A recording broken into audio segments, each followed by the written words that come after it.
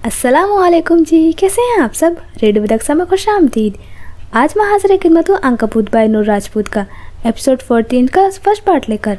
Episode start करने से पहले एक छोटी सी रिक्वेस्ट है कि अगर आपने मेरा चैनल अब तक सब्सक्राइब नहीं किया है तो जल्दी से कर दें और वीडियो को कर दें लाइक। तो चलते हैं नावल की जानिब। अनकबूत, मार्फत और मोहब्बत सबको नहीं मिलती। अस्कलम नूर राजपूत, किस्त नंबर 14। जोसेफ पेरिस का तारीख तहखाना। हवा में घुटन थी। तहखाने का माहौल पहले से कहीं ज़्यादा बोझल और अजियतनाक महसूस हो रहा था। विलियम उसी तरह कोने में दीवार से टेक लगा बैठा था। उसके चेहरे पर टाँके लगे थे, बड़े बड़े टाँके, जैसे किसी अनाड़ी डॉक्टर ने लगाए हों या फिर किसी गैर डॉक्टर ने। उसकी आंखों की बेजान चमक अब गहरी तकलीफ में बदल चुकी थी। कैद ने उसके जिस्म को निडाल और रूह को जख्मी कर दिया था। और फिर पत्थर का दरवाज़ा जोरदार आवाज़ के साथ खुला और जोश अंदर दाखिल हुआ। उसके चेहरे पर वही पथरीली तासुर थे, लेकिन उसकी आंखों में एक करिया चमक थी। उसके हाथ में अब भी ट्रे थी, लेकिन उसके चलने के अंदाज में एक नागवार इत्मीनान था। वह मजबूत कदमों से जीने उतर रहा था। जोश ने ट्रे हकारत से विलियम के करीब फर्श पर रखी। खाने की बजाय ये जहर लग रहा था। खा लो, तुम्हें अभी जिंदा रहना है, जोश ने सदमहरी से कहा। उसकी आवाज़ में हमदर्दी का शोभा तक नहीं था। विलियम ने कोई रद्द अमल जाहिर नहीं किया। उसकी नजरें फर्श पर जमी थी। उसका खूबसूरत चेहरा अब टाकों की नज़र था। जोश एक कदम आगे आया और विलियम के करीब झुका। उसके लहजे में जहर घुलने लगा। क्या सोच रहे हो विलियम साहब, अपनी आज़ादी के बारे में या फिर अपनी शादी के बारे में? उसकी आंखों में अजीब सा तासुर था। विलियम को वो तासुर अपने जिस्म पर रेंगता महसूस हुआ। उसने आहिस्ता से सर उठाया। उसकी आंखें सवालियाँ थीं जो उसके होठों पर एक शैतानी मुस्कुराहट फैली। वैसे तुम्हारे लिए एक खबर है, एक दिलचस्प खबर। विलियम ने खामोशी से उसे देखा। उसके लिए दिलचस्पी कहाँ बची थी? तुम्हारे लिए एक लड़की का फ़ोन आया था। एक लड़की का फ़ोन। जोश ने जोर देकर लड़की के लफ्ज़ पर तंज किया। उसने अपना नाम फजर मराज बताया था।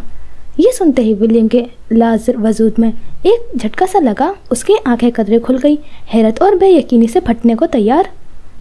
फजर का? वो ज़ेरेला बड़बड़ाया। पूरे जिस्म में जैसे जान पड़ गई।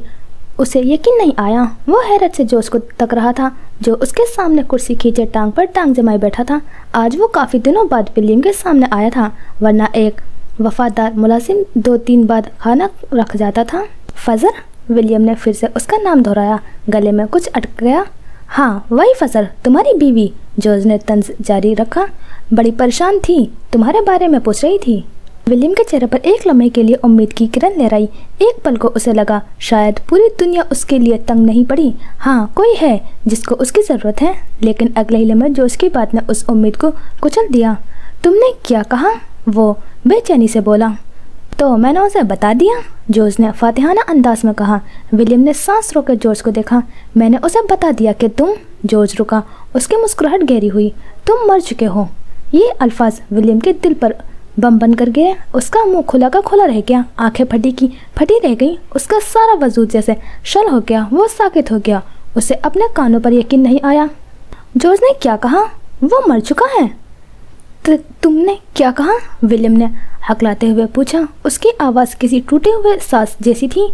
यही कि तुम खत्म, कहानी खत्म। अब वो आज़ाद है, बेवा बनकर घूम सकती है। जॉर्ज के लहजे में खबासत थी। उसे विलियम की तकलीफ देखकर मज़ा आ रहा था। बड़ी फिक्रमंद हो रही थी ना? अब इत्मीनान हो गया होगा। विलियम का चेहरा गुस्से, सदमे और गहरी मायूसी से बिगड़ गया। उसने जॉर्ज को ऐसी नज़रों से देखा जैसे वो कोई इंसान नहीं, कोई अफरियत हो। ये अल्फाज जैसे शीशा बनकर विलियम के कानों में उतरे। वो साकित रह गया। आंखें बेयकीनी से फैल गई। तुमने ऐसा क्यों किया? विलियम ने तकरीबन चीखते हुए पूछा। उसकी आवाज़ में दर्द था। गर्दन की नसें उभर आई थी। सुर्ख अंगारा चेहरा। और क्या कहता? जॉर्ज की आवाज़ में खाली हकारत थी। उसने लापरवाही से कंधे उचकाए। वो उठकर उसके करीब आया। क्या दुनिया को बताता कि मेरा भाई इस असीम खानदान का चश्मे चिराग एक गैर मुल्की मामूली लड़की की खातिर अपनी इज्जत, अपना मकाम, सब कुछ दाव पर लगाकर आज अपने ही घर के तहखाने में कैद है? नहीं विलियम, तुम्हारी इस हरकत ने खानदान के नाम पर जो कलंक मली है, उसके बाद तुम्हारा जिंदा रहना सिर्फ इन दीवारों के अंदर मुमकिन है। बाहर की दुनिया के लिए तुम मर चुके हो। वो वाकई मॉन्स्टर लग रहा था। आंखें सपाट थी। फिर वो एक कदम पीछे हटा। तुम्हारी वजह से हमने जो जिल्लत सही है, ये उसी की सज़ा है। तुम अब सिर्फ एक साया हो, एक भूली बसरी याद, और अब तो वो भी तुम्हें मरा हुआ समझकर भूल जाएगी। जिसके लिए तुमने ये सब किया, तुम्हारा नाम व निशान मिट चुका है। विलियम के पास कहने को कुछ नहीं बचा था। अल्फाज उसके हलक में दम तोड़ गए थे। वो बस अपने भाई के पत्थर जैसे चेहरे और उसकी आंखों में अपने लिए उबलती हुई नफरत और हकारत को देख रहा था। जॉर्ज आखिरी बार हकारत भरी नजरों से उसे देखकर मुड़ा और जीने चढ़ता हुआ ऊपर की गायब हो गया। भारी दरवाजा एक धमाके से बंद हुआ और उसकी आवाज की गूंज देर तक तारीकी में फैली रही। विलियम वहीं बैठा रहा, तन्हा, साकित। जॉर्ज के अल्फाज जहरीले नाग बनकर उसके रूह को डस रहे थे। फजर, वो जहरीला बड़बड़ाया, यानी वो उसे याद था। जॉर्ज उस पैलेस की कैदी को पहली खुश खबरी मिली थी, पर अगले ही सोच ने उसके चेहरे की मुस्कुराहट छीन ली। वो अब मुझे मुर्दा समझेगी? तहखाने की तारीकी पहले से कहीं ज्यादा गहरी और नाकाबिले बर्दाश्त महसूस होने लगी। नहीं फजर, उसने बेचैनी से पहलू बदला। चेहरे के जख्म की वजह से खोपड़ी तक दर्द कर रही थी और अब ये दर्द अचानक ही कहीं गायब हो गया। उसे कैफे में घुटनों में सर दिए सिसकती हुई फजर याद आई। मेरे रहना फजर, प्लीज़ मेरी रहना, मैं आऊँगा, मैं ज़रूर आऊँगा। उसका दिल जहाँ मसरूर था वहीं तड़प रहा था। दुनिया में उससे बेबस शायद ही कोई होगा। अगले सुबह उसकी आंख एक झटके से खुल गई। वो जोरदार सांस लेते उठ बैठी। यूं लगा जैसे वो काबूस की दुनिया से वापस लौट आई हो। आंखें फाड़कर चारों जानिब देखा। वो उसी नरम मुलायम से बिस्तर पर लेटी थी। ग्लास विंडो से छलकती हुई रोशनी वाज़ेह कर रही थी कि सुबह हो चुकी है। उसने साइड टेबल पर रखा मोबाइल उठाया तो सुबह के 8 बज रहे थे। 9 बजे नाश्ता था और फिर 10 बजे उन सबको रिहर्सल के लिए निकलना था। उसकी आंख अलार्म बजने से पहले ही खुल गई थी। सबसे पहले उसने बिखरे बाल समेटे और बेड से नीचे उतर आई। आसाब तने हुए थे, जिस्म दर्द कर रहा था, यूं जैसे वो सोई ना हो बल्कि पूरी रात जागती रही हो। तभी उसकी नज़र साइड टेबल पर रखी उस चमकती हुई तेज छुरी पर पड़ी। उसकी आंखें पूरी खुल गईं। रात के तमाम मनाजिर आंखों के सामने घूम गए। जिस चीज़ ने उसे चौंकने पर मजबूर किया था वो छुरी की नोक थी। उसे याद था छुरी की नोक पर खून लगा हुआ था, पर इस वक्त छुरी यूं चमक रही थी जैसे उसे साफ कर दिया गया हो। खून का नामो निशान नहीं था। फजर की पेशानी तन गई। उसने गहरे नजरे से चारों जानिब देखा, फिर सारी खिड़कियां बारी बारी देखी। वो अंदर से अच्छे से बंद थी। ये कैसा हो सकता है? दिल तेजी से धड़क रहा था। गुजरी रात एक आम रात हरगिज नहीं थी। पहले विलियम की मौत की खबर और फिर वो साया और फिर रईस औरंगजेब। आखिर उसकी जिंदगी मुश्किल क्यों थी? वो बेजार होती हुई बेड पर बैठ गई। आखिर कितनी देर, कब तक बैठी रहेगी?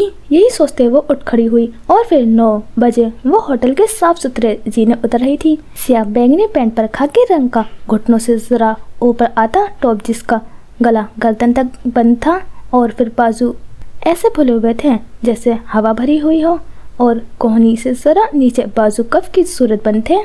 इस वक्त फजर की शख्सियत उस सूट में मुकम्मल बदल गई थी। कानों में छोटे छोटे सियाह टॉप्स थे, जबकि चश्मा बंद बालों में अटका था। सियाह रुमाल गर्दन के पीछे से गुजारकर दोनों जानिब गिराया हुआ था। आरामदेह स्नीकर्स पहने, सीलिंग बैग को कंधे से गुजारकर एक जानिब लटकाया। वो वाकई एक डिजाइनर लग रही थी। जैसे ही उसने पहले जीने पर कदम रखा वही तेज खुशबू नथनों से टकराई। वो चौंक कर रुक गई। फिर उसे रईस जीने पर चढ़ता दिखाई दिया। उसके आने से पहले ही उसकी खुशबू आ जाती थी। वो सादा ट्राउजर शर्ट में था, शायद नाश्ते के बाद वापस कमरे में जा रहा था। फजर वहीं जम गई। रईस ने गर्दन उठाकर देखा। फजर को देखकर उसकी आंखों में लम्हे भर को अजीब सा तासुर उभरा और अगले ही पल खत्म हो गया। अब वहाँ सिर्फ अजनबियत थी, जबकि फजर उसे यूं ही देखती रही। उसे लगा वो रुकेगा और बात करेगा, जबकि रईस संजीदा और मसरूफ सा ऊपर आया और उसके पहलू से गुजर गया। ये अलग बात थी। पहलू में रखा दिल उछल कर हलक में आ चुका था। वो भवें सुकेड़े उसे देखे गई, जो चंद कदम चल कर रुक गया था। फजर की गजनाक नजर उसके चौड़ी पुश्त पर जमी थी। वो रुका और फिर पलट कर देखा। Excuse me. पैंट की जेबों में हाथ डाले अब वो उसे यूं देख रहा था जैसे फजर को उसकी मदद की जरूरत हो, जैसे ये उनका पहला टकराव हो। डिजाइनर के साथ साथ अदाकार भी। उसने सीने पर बाजू बांधे पूछा। अंदाज जहरीला था। रईस के लबों में एक हल्की सी लकीर उभर कर गायब हो गई। आंखों में पल भर को चमक उभरी और मध्यम हो गई। क्या मैं आपको जानता हूँ? उसने कंधे उचकाकर पूछा और फजर इस्तेजाइया हंस दी। सीरियसली? उसने तासुब से गर्दन हिलाई। हैरत हो रही थी उसकी रिटाई पर। किसको पागल बना रहे हैं आप? उसने आंखें छोटी किए रईस को देखा, जो अपनी जगह पर जमा हुआ था। वेल, मुझे इसकी जरूरत नहीं पड़ती। कदम बढ़ाकर वो उसकी जानिब आया। क्या अंदाज बेनियाजी थी, चेहरे पर पुरशौक मुस्कुराहट। हाँ, लोग आपको देखकर ज़हनी तवाज़ुन खो बैठते हैं, वो क्लस कर बोली। रईस ने उसे गौर से देखा। क्या मैं इसे तारीफ समझूं? वो पुरशौक निगाहें लिए खड़ा था, यूं जैसे एक जवान हसीन लड़की उससे फ्लर्ट कर रही हो। समझ लेता हूँ, वैसे भी मैं तारीफ के काबिल हूँ नहीं?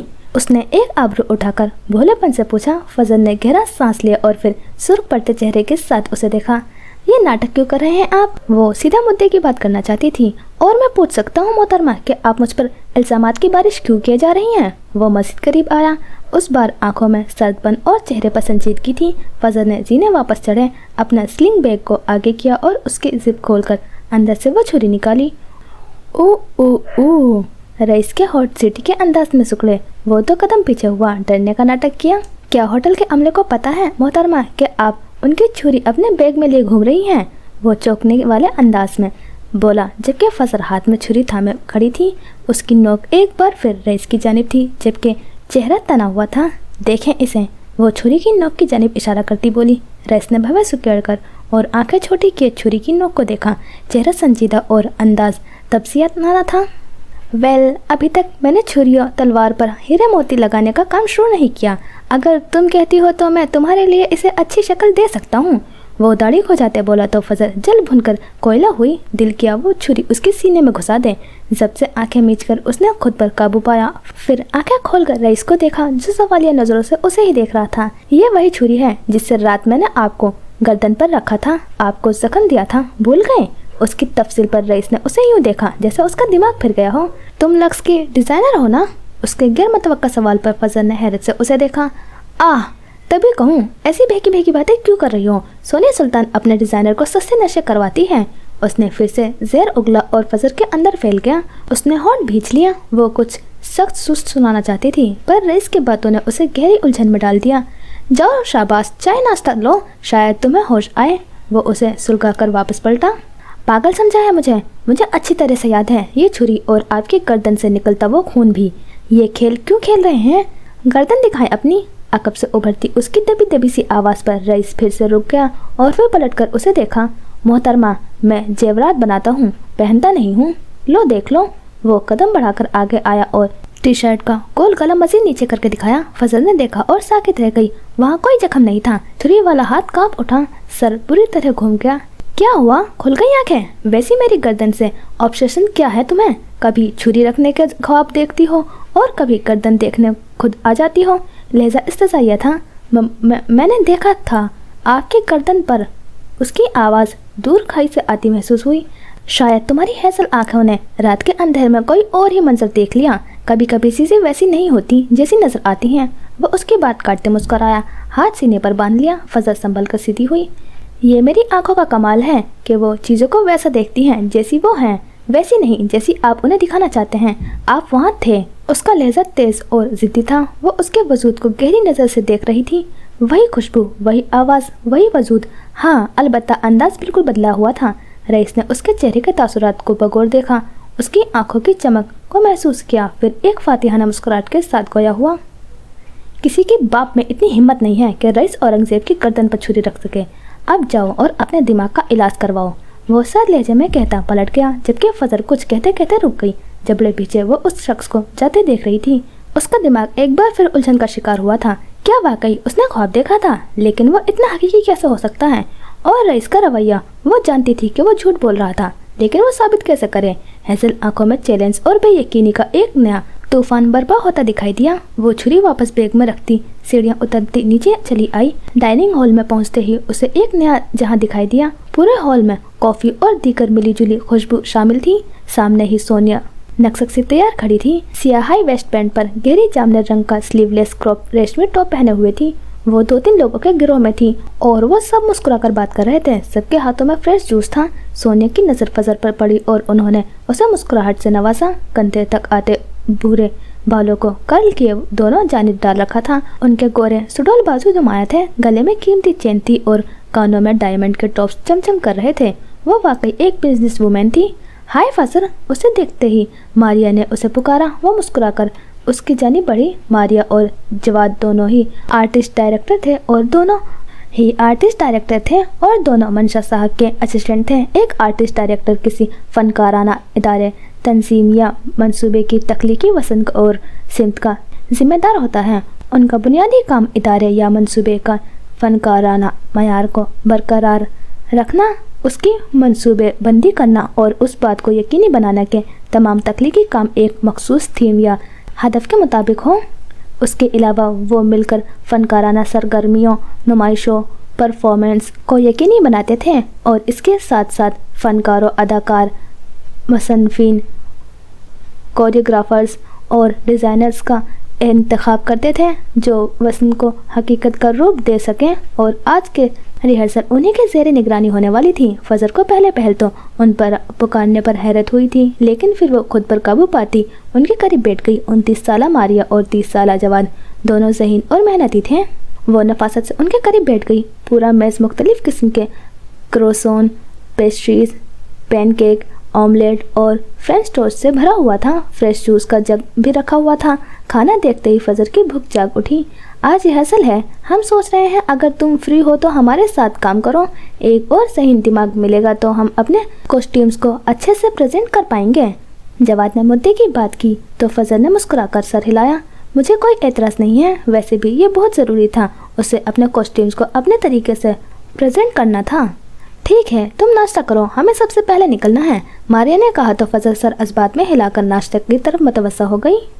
अगर हम जीने चढ़कर दोबारा ऊपर आए तो रईस अपने कमरे में दाखिल हो रहा था। उसने अंदर दाखिल होते ही दरवाज़ा बंद किया। सामने ही अरूजा सिंगल सोफे पर पालती मारे बैठी हुई थी। लैपटॉप उसकी गोद में रखा था और वह काफ़ी मसरूफ़ नज़र आती थी। कुछ मिला? रईस ने संजीदगी से पूछा। थोड़ी देर पहले वाली बशाशत चेहरे से जा चुकी थी। कोशिश कर रही हूँ, ज़्यादा छेड़छाड़ नहीं कर सकती वरना हम पकड़े जाएंगे।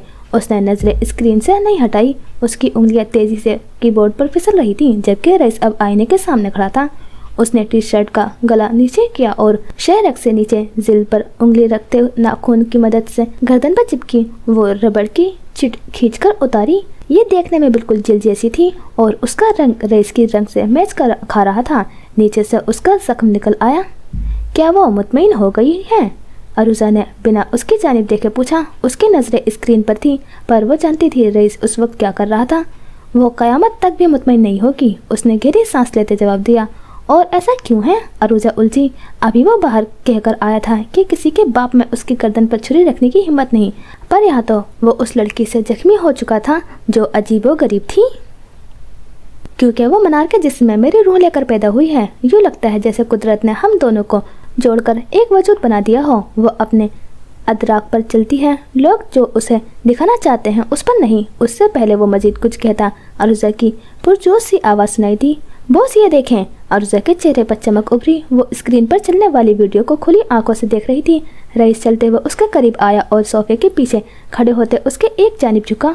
स्क्रीन पर चलती वीडियो दोनों को चौंकाने के लिए काफ़ी थी। ये उस राहदारी का कैमरा था जिसमें फजर का कमरा था और ये कल रात की वीडियो थी। रात के इस पहर सुनसान राहदारी में कोई औरत दाखिल हुई थी। कैमरा सर पर था। वो जो भी थी उसके बाल घने और घुंघराले थे। सफ़ेद लिबास जो कारपेट को छू रहा था उसके पीछे पीछे लपक रहा था। उसकी राहदारी में दाखिल होते ही यूँ लगा जैसे कैमरे के ऊपर बड़ी सी मकड़ी चिपक गई हो। हाँ, वो मकड़ी ही थी। उसकी बड़ी बड़ी टांगें नजर आ रही थी। कैमरा छुप गया, कुछ नजर न आया आगे क्या हुआ। और फिर कुछ देर बाद जब वो वापस उसी जगह पहुंची और राहदारी से बाहर कदम निकाला तो वो मकड़ी उछलकर कैमरे से हट गई। यह मंजर उतना पुरअसरार था कि वो दोनों सांस रोक के उसे देखे गए। ये क्या था? अरूजा हैरान नजर आ रही थी, जबकि रईस के चेहरे पर गहरी संजीदगी थी। वो आंखें छोटी के रिवाइंड करके उसे बार बार देख रहा था, पर उन्हें कोई सुराग नहीं मिल पाया। फिर वो सीधा खड़ा हो गया। इतना होशियार कौन हो सकता है? उसकी आवाज़ में तशवीश थी। वो फजर के कमरे तक गई थी। फजर उसी के पीछे कमरे से बाहर निकली थी। अब हमें क्या करना होगा? अरूजा उठ खड़ी हुई, सीने पर हाथ बांधे वो संजीदा थी। फजर की सिक्योरिटी बहुत ज़रूरी है। लेकिन बॉस, अरूजा ने कुछ कहना। फिल वक्त इतना ही, रईस ने उसकी बात काट दी। ओके, वो फर्माबरदारी से कहते कमरे से बाहर निकल गई। उसके जाने के बाद रईस ने रुका हुआ सांस बहाल किया और आंखें मीची ली। मैं मसीहाओं पर यकीन नहीं रखती। फजर के अल्फाज उसकी समझ से टकराए। वो कई उलझने लिए वहीं खड़ा रहा, जबकि वक्त तेजी से वापस जीनों की तरफ भागा। नीचे डाइनिंग हॉल में आए तो फजर अपना नाश्ता मुकम्मल कर चुकी थी, पर सर भारी हो रहा था। चाय की तलब, देसी चाय की तलब उसे सस्ता रही थी। اس نے نظریں ادھر ادھر گھمائی اور تبھی اسے مراد عالم اپنی جانب آتا دکھائی دیا۔ ہاتھ میں فریش جوس کا گلاس تھا۔ میں اس کے چہرے پر خباثت بھری مسکراہٹ تھی۔ فضر اٹھ کھڑی ہوئی، پر اس سے پہلے کہ وہ وہاں سے فرار ہوتی، مراد نے اس کے سر پر پہنچتے فرار کی راہ مسدود کر دی۔ ہیلو احسان فراموش، خود پرست فتنہ پرست عورت، کیسی ہو؟ اس نے ایسے انداز میں کہا کہ فضر آنکھیں میں پہلے حیرت پھر تب ابھری۔ ہیلو کم ظرف، خود غرض، تنگ نظر، نہ شکر آدمی، کہیں صبح صبح کیسے آنا ہوا؟ وہ سینے پر بازو باندھے اسی کے انداز میں بولی تو جوس کا گھونٹ بھرتے مراد کو اچھو لگا۔ خباثت بھری مسکراہٹ فوراً غائب ہو گئی۔ اسے ایسے جواب کی توقع نہیں تھی۔ تم نے میرا بھروسہ توڑا، تم انتہائی مطلب پرست عورت ہو اور آپ انتہائی چال باز، میں اچھے سے جانتی ہوں۔ وہ آنکھیں گھماتے بولی تو مراد اس کے انداز پر بے ساختہ ہنس دیا۔ کیا پلاننگ کر کے آئی ہو؟ اس نے رازدارانہ انداز میں پوچھا۔ کچھ بھی ہو جائے آپ کی ایک نہیں سنوں گی۔ دونوں ایک جیسے تھے۔ اچھا، مراد نے اچھا کو لمبا کھینچا، سر کو ہلا کر شرطائش دی۔ دیکھ لیتے ہیں یہ بھی۔ اس کا انداز چیلنج کرنے والا تھا۔ آپ کے دیکھتے دیکھتے یہاں تک پہنچ گئی، مزید دیکھتے جائیں، کمال پر اعتماد سے کہا گیا۔ مراد اندر سے سلگا پر چہرے پر مسکراہٹ دور نہیں ہوئی۔ شاید یہ آخری پڑاؤ ہو، وہ پر اصرار انداز میں بولا۔ ہاں شاید گرینڈ پلیس پہنچتے پہنچتے آپ کا ایکسیڈنٹ ہو اور دھرتی سے آپ کا بوجھ اٹھ جائے۔ اس کا انداز اتنا جلا بھنا تھا کہ مراد اس بار مسکراہٹ نہیں چھپا پایا۔ چائے پیو گی؟ اس بار وہ ذرا نرم لہجے میں بولا۔ جب سے پتہ چلا تھا کہ فضر مراز کا رئیس سے ایک تعلق تھا، تب سے اس کی نگاہیں فضر پر مزید جم گئی تھی، اس کی ایک ایک حرکت کو اسکین کرتی تھی۔ آپ پی لیں تیزاب ڈال کر۔ صبح صبح ہی پہلے رئیس اور اب مراد، اس کے دن کے آغاز ہی برا ہوا تھا۔ نہیں، میں صرف فریش جوس لیتا ہوں، ٹھنڈا ٹھنڈا کول کول۔ وہ مسکرا کر کہتا ہے جیسے آیا تھا ویسے ہی واپس چلا گیا، جبکہ فضر اس کے جانے پر شکر ادا کرتی ہوٹل سے باہر نکل آئی۔ اس کا ارادہ کچھ تصویر بنانے کا تھا۔ ہوٹل لیبریسس کے باہر بلو اور ڈکرینل پر صبح کے وقت ایک متحرک مگر منظم گہما گہمی تھی۔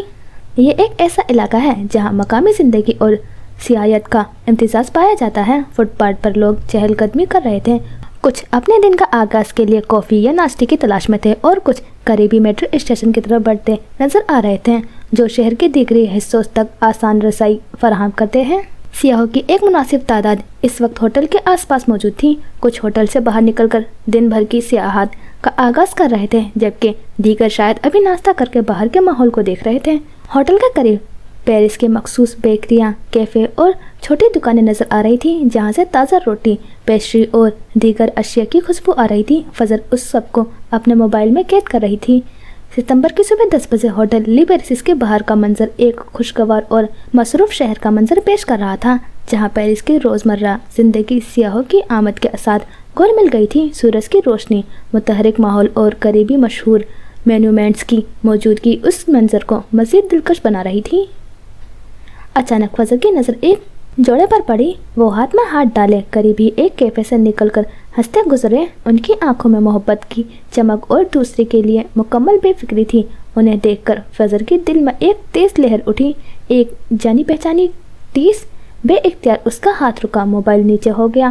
پیرس کی یہ سڑک، یہ ماحول ایک دم ماضی کے دریچے میں کھل گیا۔ اسے ارسل یاد آیا، اس کی پہلی چاہت، وہ لمحہ یاد آیا جب اس نے پہلی بار ارسل سے پیرس فیشن ویک دیکھنے کی خواہش ظاہر کی تھی۔ تم شادی کے بعد کہاں جانا چاہتی ہو؟ وہ سنجیدہ سا پوچھ رہا تھا۔ مجھے زندگی میں ایک بار پیرس فیشن شو دیکھنا ہے، بس اتنی سی خواہش۔ ضرور جائیں گے۔ کتنی معصومیت تھی اس خواہش میں، کتنا یقین تھا ارسل کے وعدے میں۔ فضر کے ہونٹوں پر ایک تلخ مسکراہٹ ابھری، وہ وعدہ جو کبھی وفا نہ ہوا۔ ارسل نے کسی اور کا ہاتھ تھام لیا، کسی اور کے ساتھ زندگی کے سفر پر نکل گیا، اور فضر وہ تنہا رہ گئی۔ اس نے ہمت نہیں ہاری، خود کو سنبھالا، اپنی پوری توجہ اپنے کام پر لگا دی۔ وہ آج پیرس میں تھی، ایک کامیاب فیشن ڈیزائنر کے طور پر۔ اپنی محنت اور قابلیت کے بل بوتے پر اس نے اپنا خواب خود پورا کیا تھا۔ مگر اس جوڑے کو دیکھ کر آج پیرس کے اس سڑک پر کھڑے ہو کر وہ سارا درد، وہ دھوکہ، وہ تنہائی ایک بار پھر تازہ ہو گئی۔ اس کی حیصل رنگ کی آنکھیں، جن میں ہمیشہ ایک عجیب سی تپش، ایک آگ سی دہکتی رہتی تھی، اس وقت جیسے اندر ہی اندر سلگ رہی تھی۔ ان میں پیرس کی صبح کی نرم روشنی منعکس ہو رہی تھی، مگر ان کی گہرائیوں میں ماضی کی یادوں کا الاؤ روشن تھا۔ شاید چند آنسو تھے جو پلکوں کی حد تک آئے، مگر غرور یا ضبط نے انہیں باہر چھلکنے نہ دیا۔ उन जलती आंखों में कामयाबी की चमक भी थी, मगर उस चमक के पीछे छुपा दर्द, वो पुराना जख्म आज पहले से ज़्यादा नुमाया महसूस हो रहा था। हाँ, हम लोगों को भूल जाते हैं पर उनकी यादों को नहीं। एक ख्वाब देखा था उसने, एक आम सा ख्वाब जो हर लड़की देखती है। वो बिल्किस के बेटे के बुरे सायों से दूर और अरसल के साथ एक खुशगवार और नॉर्मल जिंदगी जीना चाहती थी। एक नॉन टॉक्सिक फैमिली जहाँ सभी हंसी खुशी रहते हों। वो अच्छी माँ बनती, अपने बच्चों को वो सारा प्यार देती जो उसे नहीं मिला। वो और अरसल और उनकी छोटी सी फैमिली। काश काश वो वफादार होता। वो बद्दुआएं नहीं देती थी, लेकिन उस पल उसे महसूस हुआ था कि हर वो लम्हा, दिन रात, हर वो दर्द और असियत जो उसने काटी थी, अरसल बुरहान करदसी उसे ज़रूर जिएगा। उसने एक लंबी गहरी सांस ली, पेरिस की ठंडी हवा को अपने अंदर उतारा, जैसे खुद को याद दिला रही हो कि वो अब पुरानी फसल नहीं है। वो मजबूत है, कामयाब है, मगर दिल के किसी कोने में अरसल के खानदान की तरफ से मिली धुतकार अभी बाकी थी। ये शहर, ये कामयाबी, सब हासिल था, मगर वो साथ नहीं था जिसके साथ उस सबका ख्वाब देखा था। उसकी जलती हुई हेज़ल आंखों में पेरिस की खूबसूरती के साथ साथ एक अधूरे ख्वाब का धुआं भी शामिल था। उसने तड़प कर रुख बदला और फिर वक्त जैसे एक बार मज़ीद रुक गया। सामने ही एक लड़का खड़ा था, हाथ में कैमरा था। मैं वो पूरी तवज्जो से आसपास की तस्वीर खींच रहा था। पूरा पेरिस कत्थे रंगों से सज गया। मैं विलियम जोसेफ, तुम्हारे लिए आऊँगा। एक और जानी पहचानी आवाज़ समाज से टकराई। विलियम मर चुका है। फजर को सांस सीने में रुकता महसूस हुआ। सब साकित हो चुका था, दिल रुक चुका था। पता नहीं क्यों, आखिर क्यों? मर्द वफा क्यों नहीं करता? हेज़ल आंखों की जलन बढ़ती चली गई। वो जाने कितनी देर उसी ट्रांस में रहती, पर करीब से उभरती आवाज़ से वापस खींच लाई। फजर, फजर! मारिया उसके कंधे पर हाथ रखे उसे पुकार रही थी। वो चौंक कर हवासों में लौट आई, आंखें फाड़ कर मारिया को देखा। तुम ठीक हो? मारिया उसे देखकर उलझी। हाँ, मैं ठीक हूँ। चश्मा बालों से उतार कर आंखों पर सजा लिया। उसका चश्मा जो धूप में ऑटोमेटिक सनग्लासेस में बदल जाता था। उसके पीछे फजर की आंखें छुप गई थी। लेट्स गो, हमें निकलना है। वो उसे इत्तला देकर आगे बढ़ी तो फजर भी गहरा सांस लेकर उसके पैरवी की कुछ यादें दिल में लगे तीरों की मानिंद चुभती रहती हैं। उनसे पीछे छुड़ाना इतना आसान नहीं होता। गाड़ी ग्रैंड पैलेस के सामने जा खड़ी हुई और फजर ने सर उठाकर देखा। उसकी आंखों में तहरीर उभरा। पेरिस में वाक़ई ग्रैंड पैलेस फ्रांसीसी फ़न और फ़न तामीर का एक शानदार नमूना था। ये इमारत अपनी खूबसूरती और तारीखी अहमियत की वजह से दुनिया भर में मशहूर थी। ग्रैंड पैलेस बाहर से एक अजीम, आलीशान और मुतासिर कुन ढांचा है। इसकी तामीर 1900 की आलमी नुमाइश के लिए की गई थी और यह ब्योक्स आर्ट की तर्ज तामीर का शाहकार है। इसके बैरूनी हिस्से में पत्थर के बड़े बड़े सतून, मुजस्मे और खूबसूरत नक्श व निगार शामिल हैं। इमारत का सबसे नुमाया हिस्सा इसकी शीशे की छत है, जो लोहे और स्टील के फ्रेम पर मुश्तमिल है और ये यूरोप में अपनी नौइयत की सबसे बड़ी छतों में से एक है। ये छत दिन की रोशनी को अंदर आने देती है, जिससे अंदरूनी हिस्से रोशन और हवादार महसूस होते हैं। अंदर से ग्रैंड पैलेस एक बसियोरिस हॉल की तरह है, जिसमें ऊंची छतें और तफसीली लोहे का काम है। मरकजी हिस्सा, जिसे नेव कहा जाता है, मुख्तलिफ नुमाइशों और इवेंट्स के लिए इस्तेमाल होता है। इमारत के दीगर हिस्सों में नेशनल गैलरी शामिल है, जहां बड़ी आर्ट नुमाइश मुनक्किद होती हैं, और पैलेस डेला डेकोवर्ट है, जो एक साइंस म्यूजियम है। अंदरूनी हिस्से में खूबसूरत सीढ़ियाँ, मोज़ीक फर्श और दीगर आराइशी अनासर मौजूद हैं, जो इसकी अज़मत में इजाफा करते हैं। हालिया बरसों में इसकी बड़े पैमाने पर तज़ीनो आराइश हुई है, ताकि इसे जदीद इवेंट्स के लिए तैयार किया जा सके और इसकी असल खूबसूरती को बहाल किया जा सके। वो सब गाड़ी से बाहर निकल आए और गर्दन पीछे गिराए उस खूबसूरत इमारत को देख रहे थे। मकामी नुमाइंदे की मौजूदगी में वो सब पैलेस के अंदर दाखिल हो गए। कुछ देर घूम फिर कर देखने के बाद वो सब अपने कामों में मशगूल हो गए। फजर खुश थी, ये काम उसका मन पसंद था और वो तब तक खुश रही थी जब तक मुराद आलम शाम में वहाँ पहुँच नहीं गया था, और उसके आते ही फजर के लिए मुश्किलात बढ़ गई। ये शाम का वक्त का मंजर था, जब ग्रैंड पैलेस हॉल का वसी और रीज़ अंदरूनी मंजर, ऊंची छतें, झूमर की मध्यम रोशनी जो हॉल में बिखरे हुए आरजी स्टेज सेटअप और मलबूसात के रैक पर पड़ रही थी। हवा में परफ्यूम, ताज़ी सिलाई हुई पोशाकों और थोड़ी सी घबराहट की मिली जुली बू रची हुई थी।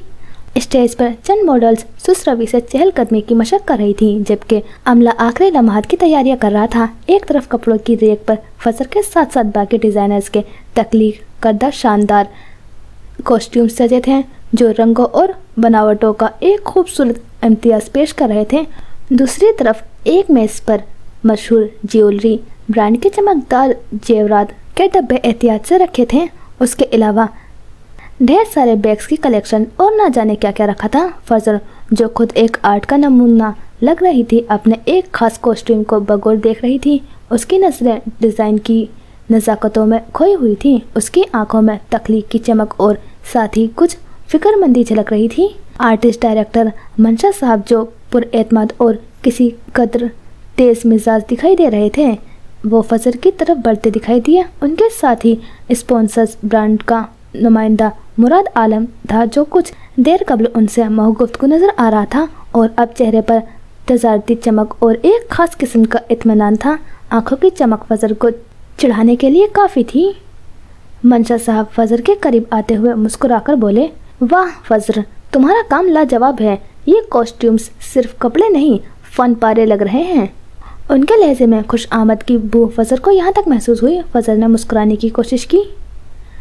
शुक्रिया सर, मैंने इनमें अपनी रूह डाली है। वो हाथ में बड़ी सी नोटबुक थामे खड़ी थी, पेंसिल बालों में अटका रखी थी। मुराद आलम की नजरें उसे बगावत की तरफ माइल कर रही थी।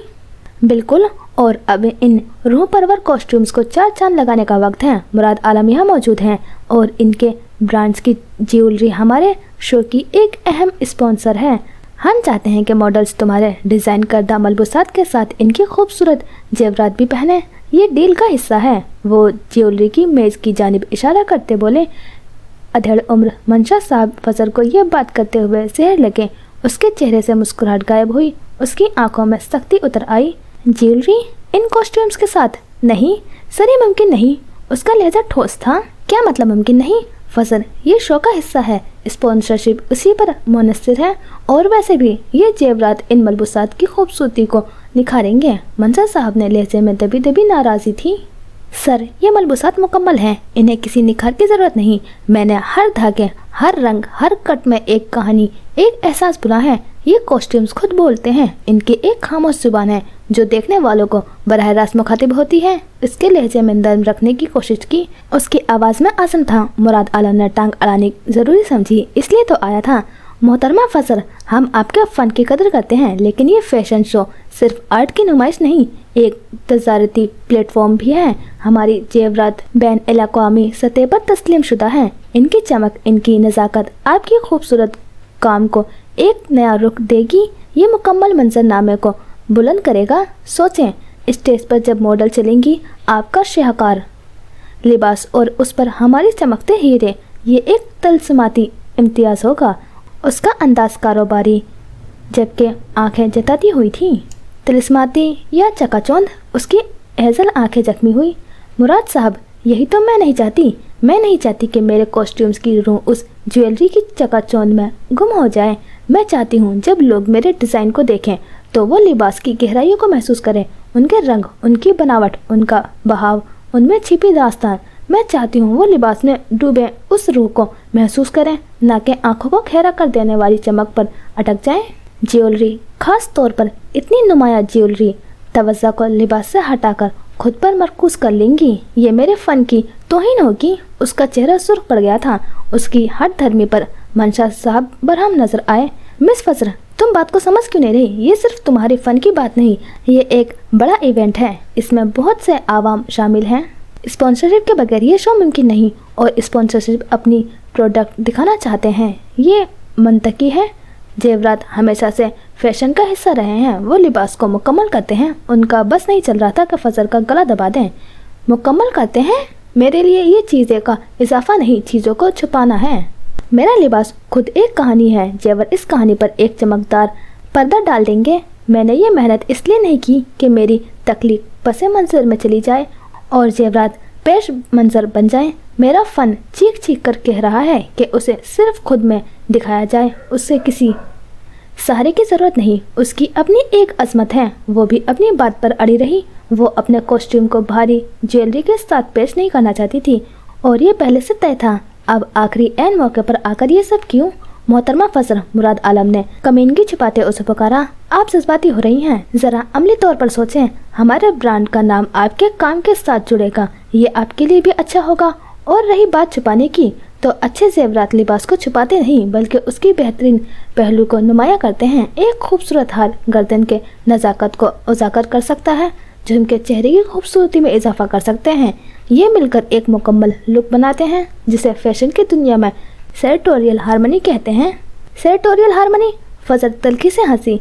या सिर्फ तवज्जो बांटना। मैंने अपने कॉस्ट्यूम्स में जो नज़ाकत, जो गहराई पैदा की है, वो किसी चमकदार पत्थर के मोहताज नहीं। मेरा काम की नज़ाकत इसको तवाज़ुन में है, इसकी सादगी और इसकी साख्त में है। मैं नहीं चाहती कि मॉडल जब वॉक करें तो लोग कहें वाह क्या शानदार हार है। मैं चाहती हूँ वो कहें वाह ये लिबास कितना खूबसूरत है, इसकी क्या कहानी है। वो मुराद से हार जाए ये मुमकिन नहीं। फजर बस करो, ये तुम्हारी हट धर्मी नाकाबिले बर्दाश्त होती जा रही है। ये तुम्हारा ज़ाती प्रोजेक्ट नहीं, ये एक प्रोफेशनल शो है। यहाँ समझौते करने पड़ते हैं। स्पॉन्सरशिप वापस से ली गई तो ये शो नहीं होगा। क्या तुम ये चाहती हो तुम्हारी सारी मेहनत ज़ाया हो जाए? मंजर साहब बरहम होते हुए चिल्लाए। पूरे हॉल में खामोशी छा गई। फजर की आंखों में सुर्खी उभरी मगर आवाज़ में लर्ज नहीं आने दी। मेहनत ज़ाया हो जाएगी अगर मेरा काम को इसकी असली रूह के बगैर पेश किया गया। मेरे लिए ये काम, ये कॉस्ट्यूम मेरी रूह का हिस्सा है। इन्हें इनकी असल सूरत में देखा नहीं मेरा कामयाबी है। अगर उन्हें ज्वेलरी की चकाचौंध तले दबाना है तो बेहतर है कि उन्हें पेश ही न किया जाए। वो गर्दन अकड़ाकर बोली।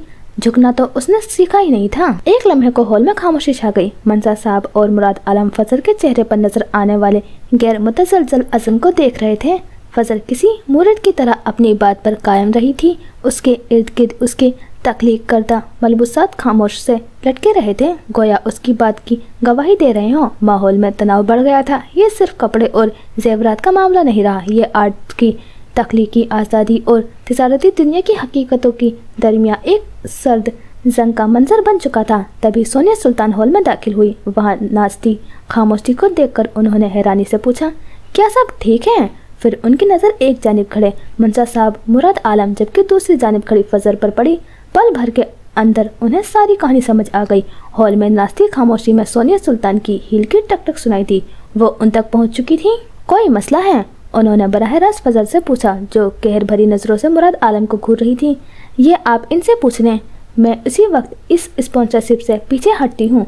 मेरे कॉस्ट्यूम्स इस शो का हिस्सा नहीं बनेंगे। वो अपना फैसला सुनाती तेज तेज चलती वहाँ से निकल गई, जबकि पीछे मुराद आलम शोलेबाज नज़रों से उसे घूर रहा था। मारिया और जवाद करीब ही खड़े तमाशा देख रहे थे। फजर का रवैया निहायत नॉन प्रोफेशनल था। वो अपने कॉस्ट्यूम्स को ज्वेलरी के बिना प्रेजेंट करना चाहती है, जबकि मंशा साहब ने दबे दबे गुस्से से कहा, no she is not. Sonia Sultan ने गैर रौनक से गर्दन मोड़कर उन्हें देखा, जो मुराद आलम के साथ मिलकर अपना फ़ायदा सोच रहे थे। रईस ग्रुप के सामने अपने नंबर्स बनाना चाहते थे। ये बात पहले से तय है कि इसके कॉस्ट्यूम्स किसी दूसरे ब्रांच के चीज़ों के साथ नुमाइश के लिए नहीं रखे जाएंगे। वो हक पर है। मंशा साहब पर मनो पानी गिर गया, जबकि मुराद आलम लब भेज कर रह गया। उससे बदले का ये मौका भी हाथ से जाता दिखाई दे रहा था। मेरे ख्याल से इस बात को मजीद खींचना बेवकूफ़ी है ना मुराद साहब? सोनिया ने जिस अदा से मुराद का नाम पुकारा था, उसका दिल उछलकर हलक में आ गया। वो बस मुस्कुराकर रह गया। सोनिया ने चारों जानिब साकित हुए लोगों को देखा। काम जारी रखें, उसने ऊंची आवाज़ में हुक्म दिया। सारे पुतलों में जान पड़ गई। वो वापस काम पर लग गए थे, जबकि फजर वहाँ से गायब हो चुकी थी। रात ने पेरिस को अपनी मखमली चादर में लपेट लिया था। आसमान पर सितारों के बजाय नीचे दरियाए सीन पर हजारों लाखों रोशनियां बिखरी हुई थी। ये रोशनियां किसी जादुई आगकीनी की तरह पानी की सतह पर लरस रही थी। कभी सुनहरी लकीरें बनती, कभी रो पहली कोसकजा और कभी मध्यम इर्तिशास पैदा करती। दरिया खामोशी से बह रहा था। उसकी गहराई में सदियों की राज और अनगिनत कहानियां पनाह थी। किनारों पर लगी कदीम पत्थर की दीवारें, जिन पर वक्त ने अपनी दास्तानें कुंदा रखी थी, रात के साय में और भी पुरइसरार लग रही थी। फजर दुनिया व आफियत में बेखबर इस जादुई मंजर के ऐन वस्त में दरिया के बिल्कुल किनारे अकेली बैठी थी। दरिया के करीब बने संगी बेंच पर, जहाँ पानी की नरम सरगोशियाँ बराह रास्त सुनाई दे रही थी। रात की खनकी इसके चेहरे को छू रही थी। हवा में रात के फूलों की महक और दरिया की नमी घुली हुई थी। उसका ज़हन उलझा हुआ था اور मिजाज बिगड़ा हुआ था। आम लोगों के लिए कितना मुश्किल होता है ना अपनी पहचान बरकरार रखना। उसने दरिया सीन को देखते हुए सरगोशी की अंदाज दिल गिरफ्तार था। उसके सामने पानी के पार पेरिस का दिल अपनी पूरी आबोताब से रोशन था। मशहूर पुल किसी रोशनहार की तरह दरिया पर झुके हुए थे। हर पुल की अपनी मुनफरिद बनावट और रोशनियाँ थी। पोंट न्यूफ की कदीम शान होया, पोंट अलेक्जेंडर III की अजीम आलीशान खूबसूरती। हर पुल एक तस्वीरी फ्रेम लग रहा था। दूर दूर आईफल टावर एक रोशन मीनार की तरह खड़ा था, कभी कभार चमकता हुआ, जिसे रात की तारीकी में रहनुमाई कर रहा हो। नोटर डेम का शानदार हैवला भी नजर आ रहा था, अगरचे अभी अपनी मुकम्मल आबोताब में नहीं, लेकिन उसकी मौजूदगी मंजर को एक तारीखी गहराई दे रही थी। सड़कों पर गाड़ियों की आमदोरफ्त एक धीमी गूंज की सूरत पस मंजर में मौजूद थी, जो उस तन्हाई को शहर की जिंदगी से जोड़ रही थी। गाड़ियों की सुर्ख और सफ़ेद रोशनियां गुजरते हुए लम्हों की निशानदेही कर रही थी, लेकिन दरिया किनारे का सुकून उस शोर से मुतासिर नहीं हो रहा था। फजर बैठी रही, उसकी नज़रें पानी पर तैरती रोशनियों पर थी, जैसे वो उनमें कोई कहानी पढ़ रही हो। उसकी आंखों में तन्हाई थी या गहरा सुकून, ये बताना मुश्किल था। रात के इस पहर जब दरिया सीन का जादू अपने अरूज पर था, रईस गाड़ी में कोई इसके साथ बनी सड़क पर मोहताज ड्राइविंग कर रहा था। पेरिस की रात की खामोशी में सिर्फ गाड़ियों की टायरों की धीमी आवाज़ और दरिया की लहर की सरगोशियाँ थी। उसका रुख ग्रैंड पेरिस की जानिब था। उसे रिहर्सल विजिट के लिए जाना था। अरूजा कॉल पर मौजूद थी। बॉस, कहाँ रह गए हैं आप? बस पहुँच रहा। उसके बाकी अल्फाज लबों में ही दम तोड़ गए। अचानक उसकी नज़र दरिया किनारे रोशनी के रक्सा अक्सों के करीब एक अकेली सूरत पर पड़ी। वो फजर मराज थी। ये यहाँ इस वक्त? उसके जहन में पहला ख्याल बिजली की तरह कूदा था। गुस्से और परेशानी की एक लहर उसके अंदर दौड़ गई। वो लिटिल मिस कहाँ है? उसने फ़ोन की दूसरी जानिब मौजूद अरूजा से सवाल किया। लोगों को नेकनामों से नवाजना उसका मशगला था। फजर का क्या जिक्र? अरूजा समझ गई थी वो उसी का पूछ रहा है। मेरी बात का जवाब दो अरूजा। लहजे में तंबी थी। अरूजा की गहरी सांस सुनाई दी। शाम में मुराद से बहस के बाद वो वॉक आउट कर गई थी। रईस ने बात सुनते ही फ़ोन बंद कर दिया। मुझे नफरत है हर धर्म और ज़िद्दी लोगों से। उसकी बेवकूफ़ पर उसे शदीद अफसोस हुआ। दुनिया भर के खतरात से बेखबर यूं अकेली बैठ जाना कहाँ की अक्लमंदी थी। रईस ने गाड़ी सड़क के किनारे लगाई। इंजन बंद करते ही रात की खामोशी छा गई, सिवाय दरिया की आवाज़ के। वो गाड़ी से निकला और तेजी से उस सिमत बढ़ा जहाँ वो बैठी थी। जैसे जैसे वो करीब आया, उस चेहरे की शनाख्त वाज़ेह होती गई और उसके दिल में नापसंदीदगी की एक लहर उठी, जो किसी पुराने भरे जख्म की तरह ताज़ा थी। वो उसे देखना नहीं चाहता था। जब वो बिल्कुल उसके करीब पहुंचा तो फजर ने सर उठाकर देखा। रईस को अपने सामने पाकर उसकी आंखों में हैरत की जगह फौरन नागवारी और गुस्से ने ले ली। एक लम्हे के लिए फिजा में सख्त तनाव जहा गया। तुम यहाँ क्या कर रही हो? इस वक्त रईस की आवाज़ में सख्ती और नागवारी थी। अब किसकी गर्दन पर छुरी फेरनी है? फजर ने कोई जवाब नहीं दिया, सिर्फ एक सद गुस्से भरी नज़र उस पर डाली और वापस दरिया की तरफ मुँह कर लिया, जैसे वो वहाँ मौजूद ही ना हो। रईस ने लंबा सांस लिया। ये चेहरा उसे नापसंद था और यही चेहरा उसकी कमजोरी था। रात और सुबह वाले वाक़ये के बाद फजर को रईस से उलझन हो रही थी। गुस्सा आ रहा था। वो उसे पागल क्यों साबित करना चाहता था? उसी बात ने उसके लिए दिल में नागवारी पैदा की थी, मगर इस वक्त रईस अपनी ज़ाती नागवारी को एक तरफ रखने पर मजबूर था। ये वक्त अकेले बैठने का नहीं है लिटिल मिस ऑन मिशन। उसने बात मुकम्मल नहीं की। वो उसे ये एहसास दिलाना नहीं चाहता था कि वो कितनी गैर महफूज है। दहशत गर्द नहीं हूँ मैं जो यहाँ के लोग मुझे मार डालेंगे। ज़रूर नहीं जो दहशत गर्द हो लोग उसे ही मारें। Now let's go. उसने फजर को साथ चलने को कहा। मैं आप पर भी भरोसा नहीं करती तो बराए मेहरबानी यहाँ से चले जाएं। मैं तुम्हें यहाँ अकेला नहीं छोड़ सकता। ये कोई इल्तिजा नहीं थी, बल्कि एक ठोस हकीकत और उसकी जिम्मेदारी का इकरार था। वो उसके अकब में खड़ा था। जब वो टस्से मस न हुई तो बगैर किसी मजीद लफ्ज़ के और उसकी सख्त नापसंदीदगी नज़र को नज़रअंदाज करते हुए रईस ने उससे थोड़े फासले पर उसी दरिया के किनारे बैठ गया। अब वो दो लोग थे जो इस पल एक दूसरे को शदीद नापसंद करते थे। पेरिस के जादुई रात में दरियाई सीन के किनारे साथ बैठे थे। दरिया की रोशनियां अब भी पानी पर रक्स कर रही थीं, लेकिन उन दोनों के दरमियान की खामोशी इतनी बोझल थी कि लगता था जैसे सारी खूबसूरती मान पड़ गई हो। एक दूसरे की मौजूदगी उनके लिए नाकाबिले बर्दाश्त थी, लेकिन नामालूम खतरात की नज़ाकत ने रईस को वहाँ बैठने पर मजबूर कर दिया था। चाहे उसे ये कितना ही नागवार क्यों न गुजरे, ये खूबसूरत मंजर अब उनकी नापसंदीदगी और मजबूरी का गवाह था। लगता है तुम्हें अंधेरा पसंद है। ये तो किसी ऐसे शख्स के लिए मुनासिब मशगला है जो रोशनी में अपनी खामियां नहीं देखना चाहता। उसने तंज का तीर चलाया। और आप जनाब ज़ोहरी, क्या अंधेरे आपको अपनी चमक धमक छुपाने का मौका देता है ताकि कोई आपकी तख्लीकात में मामूली नक़ाइस ना पकड़ सके? वो काटदार अल्फाज में बोली। उसकी बात पर वो हल्के से मुस्कुरा दिया। तंजिया मुस्कुराहट, मेरी तख्लीकात इतनी कामिल है कि उन्हें किसी अंधेरे की ज़रूरत नहीं, लेकिन तुम्हारे मलबूसात, उन्हें तो किसी तारीख थिएटर में ही जादू जगाने का मौका मिलता है जहाँ उनकी आर्जी खूबसूरती को करीब से न देखा जा सके। आर्जी? मेरे मलबूसात किरदारों को ज़िंदगी देते हैं, कहानियाँ सुनाते हैं। आपके कीमती पत्थर तो महज बेजान आराइश हैं, इनमें रूह कहाँ है? रूह? क्या तुम ये कहना चाहते हो कि तुम्हारे कपड़ों में जान होती है? क्या खुद से हरकत करते हैं, अपनी कहानियाँ खुद सुनाते हैं? मेरे तख्लीकात पहनने वाले को एक नई शनाख्त देती हैं, एक वकार बख्शती हैं। तुम्हारे मलबूसात तो महज एक खोल हैं। अंदाज चढ़ाने वाला था, वो उसे जानबूझकर चढ़ा रहा था ताकि मुराद के साथ जो भी हुआ वो उसे अंदर ना रखे, बाहर उगल दे। उसकी बात सुनकर फजर इस्तेज़ाइया हंसती। वकार? आपका मतलब है दौलत की नुमाइश? आपके ज़ेवरात अमीरों की तकब्बुर को ज़ाहिर करते हैं, जबकि मेरे मलबूसात फ़नकारों की तख्लीक की परवाज़ हैं। हम किरदार बनाते हैं, आप सिर्फ उन्हें सजाते हैं। सजाना भी एक फ़न है मोहतरमा, और अगर तुम किरदार बनाती हो तो मैं उन किरदारों को एक ऐसी चमक देता हूँ जो उन्हें हमेशा याद रखे जाए। तुम्हारा लिबास एक मंजर तक महदूद रहता है, मेरा जेवर नस्लों तक मुंतकिल होता है। वो तपाने वाले अंदाज में बोला। नस्लों तक? क्या आप ये कहना चाहते हैं कि आपकी तख्लीकात तारीखी अहमियत रखते हैं? माफ़ कीजिएगा, लेकिन तारीख में मलबूसात ने हमेशा अहम किरदार अदा किया है। आपके हीरे और ज़मरुद तो महज शाही ख़जानों की जीनत रहे हैं। तुम्हारी जहानत काबिल तारीफ़ है, अगरचे इसमें जहर मिला हुआ है। ये उसने तारीफ़ की थी, ये कुछ और। फजर ने उलझकर उसे देखा जो नाक की सीध में दरिया में उमड़ती रोशनियों को देख रहा था। वो कुछ कहना चाहती थी पर रईस उससे पहले ही बोल पड़ा। तुम ये भूल रही हो कि एक खूबसूरत लिबास भी एक खूबसूरत जेवर के बगैर अधूरा है। हम दोनों एक दूसरे के फ़न को मुकम्मल करते हैं। फजर ने सर झटक कर रुख मोड़ लिया। रात के इस पहर खनकी बढ़ गई थी।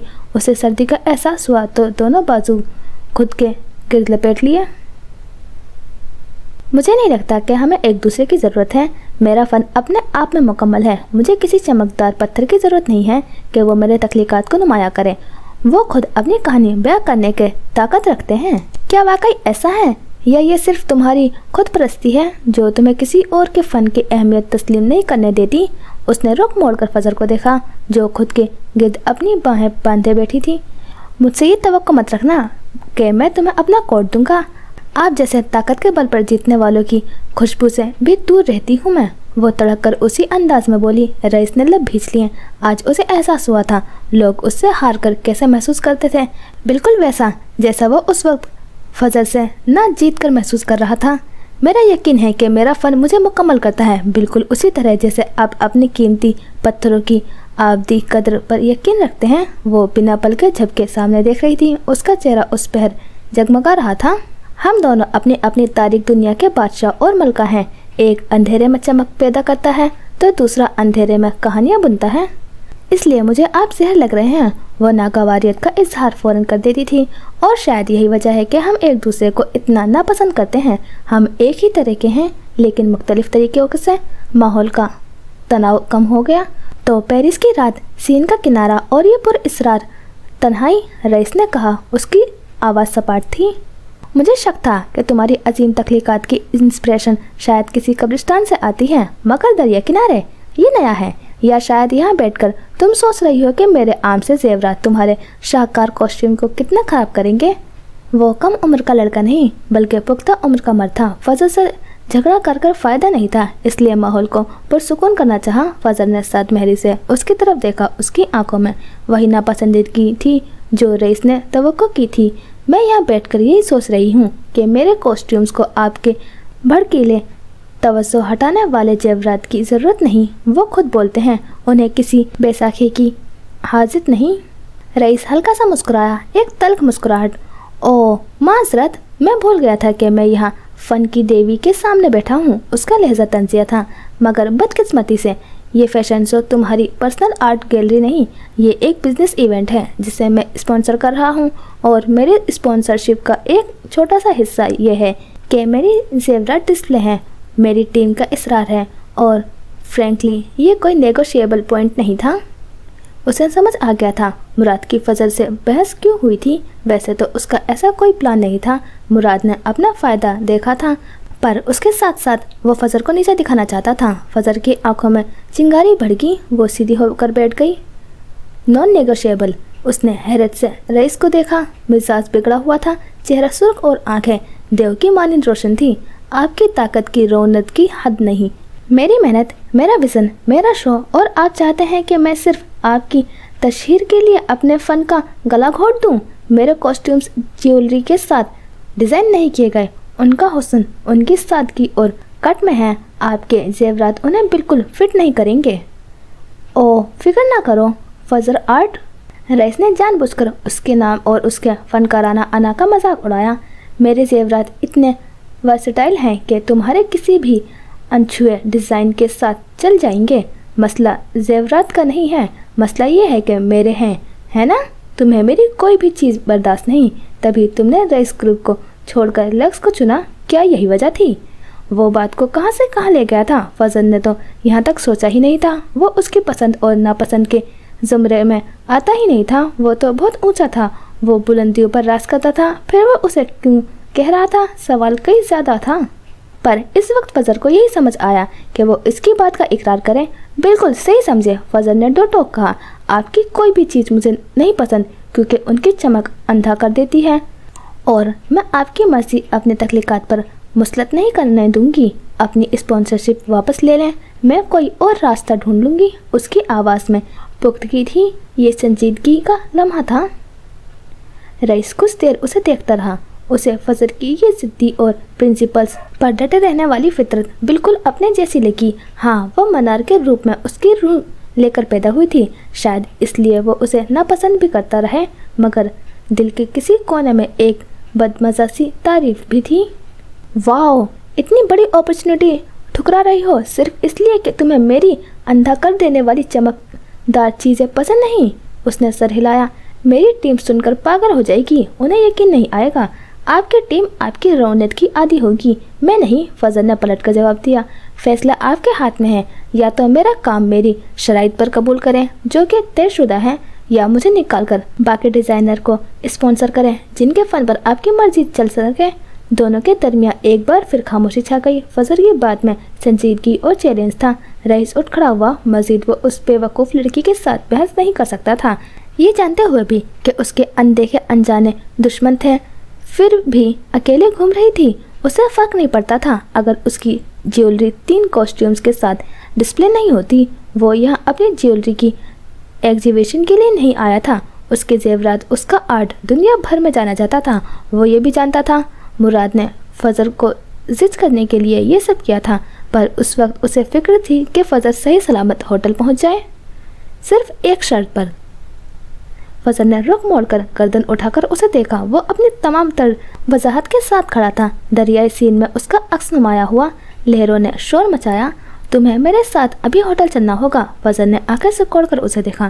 میں خود چلی جاؤں گی۔ وہ اٹھ کھڑی ہوئی، ماننے والے دن وہ پیدا ہی نہیں ہوئی تھی۔ گردن سے اسکارف کھول کر کانوں کے گرد لپیٹتے وہ اس کے پہلو سے نکلتے چلی گئی، پر اگلے ہی لمحے وہ گرتے گرتے بچی جب رئیس نے ایک جھٹکے سے اس کا بازو کھینچا۔ سنا نہیں تم نے میں نے کیا کہا؟ اس کی آنکھیں شعلہ اگل رہی تھی، وہ اس کے انتہائی قریب تھا۔ ایک پل کو اسے سمجھ نہیں آیا کہ ہوا کیا تھا، اور پھر اگلے ہی پل اس کے پورے جسم میں شرارے دوڑ گئے۔ چھوڑے مجھے، ہمت کیسے ہوئی مجھے چھونے کی؟ فضل نے جھٹکے سے خود کو چھڑانے کی کوشش کی پر ناکام رہی۔ دریائے سین کے گرد گھومتی ہوائیں سرگوشیاں کرنے لگی۔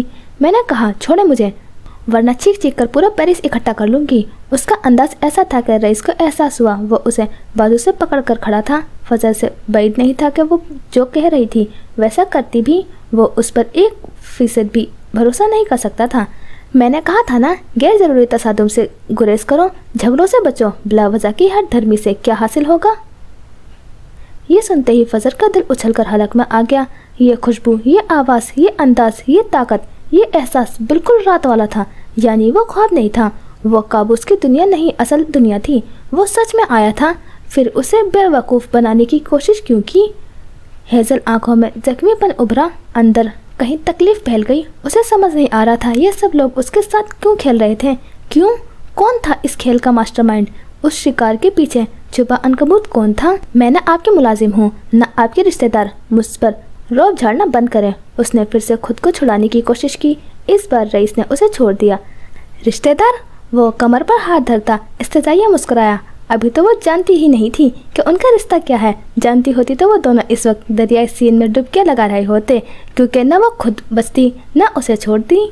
मुझे आज अपने फैसले पर खुशी है कि मैंने रईस ग्रुप की बजाय लक्स को चुना। यहाँ के कम ज़र्फ मर्द मुझ जैसे टैलेंट को डिजर्व नहीं करते हैं, वो नागवारियत से कहती तेज तेज कदम उठाते उससे दूर होती चली गई। रईस चेहरे पर हाथ फेर कर रह गया। वल्लाह, वो बस दिखती मना जैसी थी। वो बिल्कुल उलट थी और ये बात उसे मज़ीद नापसंद बना रही थी। सुर्ख आलमगीर हवेली का वसीओ अरीज लॉन्ग रूम अपनी तमाम तर शानो शौकत और घुटन ज़दा रिवायत के बोझ तले दबा हुआ था। दीवार पर आवेज़ा पुरानी तस्वीरें जैसे माजी की कहानियाँ सुना रही थीं और भारी नक्शीन फर्नीचर बुजुर्गों के दबदबे का खामोश ऐलान था। खिड़कियों से छनकर आती दोपहर की रोशनी भी इस कमरे की संजीदगी और ठहराव को कम करने में नाकाम थी। एक बड़े मखमली सोफे पर वजाहत आलमगीर फलक के वालिद अपने मखसूस सिंधी अंदाज में एक टांग पर दूसरी टांग रखे किसी गहरी सोच में गुम बराजमान थे। उनके चेहरे पर वक्त की लकीरों के साथ साथ खानदान की इज्जत और रिवायत की पासदारी का गैर मुतसलसल अज़्म भी आया था। उनके सामने ज़रा फासले पर एक छोटी नशिस्त पर फलक सहमी हुई बैठी हुई थी। उनकी उंगलियां बेचैनी से आपस में उलझी हुई थी। हवा में एक अनकही कशीदगी तैर रही थी। कुछ दिन पहले उसने लाहौर की एक बड़ी यूनिवर्सिटी में मास्टर के लिए अप्लाई कर दिया था। उसका मैट्रिक लिस्ट में नाम आ चुका था। वो लाहौर जाकर पढ़ना चाहती थी और वो अपनी दूसरी किताब पर भी काम कर रही थी और उसके लिए भी बड़े शहर जाना था। बाबा साईं, फलक ने हिम्मत मुस्तमा करते हुए बिल आखिर खामोशी तोड़ी। उसकी आवाज़ बमुश्किल निकली। मैं लाहौर जाना चाहती हूँ। वसात आलमगीर ने सिर्फ सर उठाकर उसे देखा। उनकी आंखों में कोई तासुर नहीं था, जैसे ये कोई ऐसी बात हो जिसका जिक्र भी गुनाह हो। फलक ने जल्दी से अपनी बात मुकम्मल की। वह यूनिवर्सिटी में मास्टर्स के लिए दाखिला मिल रहा है और एक राइटर की हैसियत से भी लाहौर बड़ा शहर है। मुझे नए मौके मिलेंगे, सीखने को मिलेंगे। उसकी आवाज़ में उम्मीद और खौफ की मिली जुली लर्जिश थी। उससे पहले कि वजाहत आलमगीर कुछ कहते, फजर जो पास ही खड़ा था आगे बढ़ा। अब्बा साईं, फलक ठीक कह रही हैं। माशाअल्लाह से उसकी पहली किताब भी आ गई है। लाहौर जाएगी तो उसे बेहतर माहौल मिलेगा, अपने सलाहियतों को मज़ीद निखार सकेगी, पढ़ाई भी मुकम्मल हो जाएगी। फ़ख्र के लहजे में एहतराम था, मगर अपनी बहन के लिए हिमायत का जज्बा भी वाज़ेह था। हालांकि वो जानता था कि अब्बा साईं कभी नहीं मानेंगे। उसने फलक को पहले ही मना कर दिया था, पर फलक ने किसी तरह उसे जज्बाती ब्लैकमेल करके अपने तरफदारी के लिए मना ही लिया था। वैसे भी रईस के इनकार के बाद वो बिल्कुल बुझ गई थी। अब अगर वो खुद पर ध्यान दे रही थी, अपनी पहचान बनाना चाहती थी, तो उसे ये मौका ज़रूर मिलना चाहिए था। वजाहत आलमगीर ने फ़ख्र को एक नागवार नज़र से देखा, फिर उनकी निगाहें दोबारा फलक पर जम गई। उनके लहजे में अब सदियों की रिवायत का वज़न और सख्ती दर आई थी। लाहौर अकेले? दिमाग तो ठिकाने पर है तुम्हारा? सारी नरमी, सारा प्यार दूर जा सोया। उनकी बात से ही फलक सहम सी गई। मोटी मोटी शहद रंग आंखों में नमी उभरी। अब्बा साईं, ज़माना बदल गया है। फ़ख्र ने फिर कोशिश की। खामोश रहो तुम। वजाहत आलमगीर की गरजदार आवाज़ कमरे में गूंजी। ज़माना बदल गया होगा, शहरों में हमारी हवेली की रिवायतें नहीं बदली। वो सीधे होकर बैठ गए। औरत ज़ात है यह। औरत घर की चार दीवारी में ही महफूज रहती है। बाहर की हवा लगती है तो सब भूल जाती है, अपना आप, अपनी इज्जत, खानदान की इज्जत, सब कुछ। उनकी आवाज़ में अब तल्खी के साथ एक पुराना खौफ भी शामिल हो गया था। क्या भूल गए हो तुम सब? इसी हवेली की दहलीज पार करने की आज़ादी दी थी ना एक को। क्या किया उसने?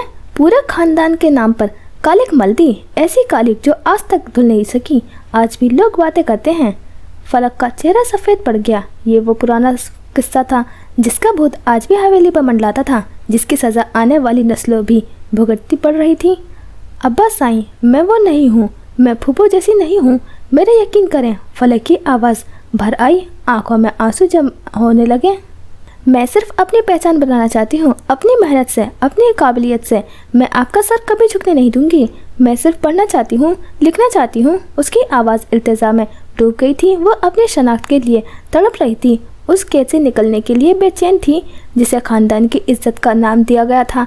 और कभी कभी अपने लिए लड़ना ही इतना मुश्किल क्यों हो जाता है। बस, वजाहत आलमगीर ने फैसला कुन अंदाज में हाथ उठाया। बहुत हो गया, कोई लाहौर वाहौर नहीं जाना, यहीं रहो इसी हवेली में।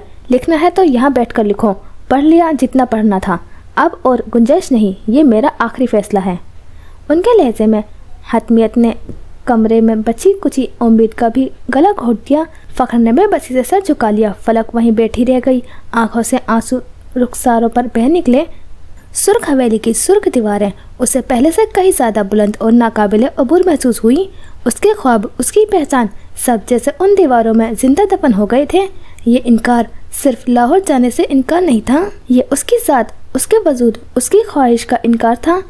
और ये एहसास उसके दिल में एक गहरी ठेस छोड़ गया। अब्बा साईं, जो उसकी शफीक और मेहरबान अब्बा थे, जो उसे आंखों पर बिठा कर रखते थे, जाने क्यों उस फैसले से इतना भड़क गए थे। वो उठकर लॉन्ग रूम से बाहर निकल गए। बावर्ची खाने में मौजूद दोनों भाभीियों और अम्मा ने अफसोस से मुंह पर कपड़ा रख लिया। मैंने कहा था ना, वो नहीं मानेंगे, फ़ख्र ने शिकस्ता खुर्दा लहजे में कहा। तो सिसकती हुई फलक उठ खड़ी हुई। वो भागते हुए फ़ख्र के करीब से निकलती चली गई। लॉन्ग रूम के बाद लॉन से भागते हुए वो अब सीढ़ियाँ चढ़ रही थी। ऊपर आते ही उसने अपने कमरे का दरवाज़ा बंद किया और बेड पर आंधे मुँह लेट गई। मुझसे मिलने तुम्हें बुलंदियों पर आना होगा। उसे तो बस बुलंदियों तक जाना था। वहाँ जाकर वो उस शख्स को दिखाना चाहती थी कि वो इतनी बेमोल नहीं थी जो उसे यूं ठुकरा दिया गया।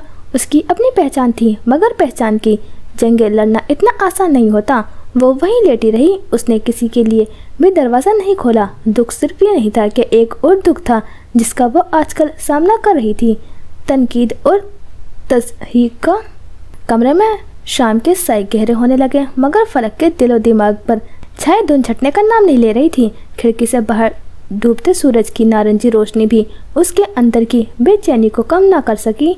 उसकी पहली किताब की आसाद को चंद महीने ही हुए थे, मगर इन चंद महीनों ने उसे शोहरत की बुलंदियों के साथ साथ तनकीद की गहरी खाइयों का जायका भी चखा दिया था। ऑनलाइन राइटर होने का ताना तो जैसे उसकी पहचान का लाजमी हिस्सा बन गया था। वो जब लेट लेट कर थक गई तो उठ बैठी। बेदिली से अपना फ़ोन उठाया। उंगलियों ने आज खुद इंस्टाग्राम का आइकन ढूंढ निकाला। शायद कुछ देर के लिए जहन बढ़ जाए, शायद किसी कारी का कोई हौसला अफजा पैगाम नजर आ जाए, शायद। मगर स्क्रीन पर जो खुला वो एक नया तूफान था।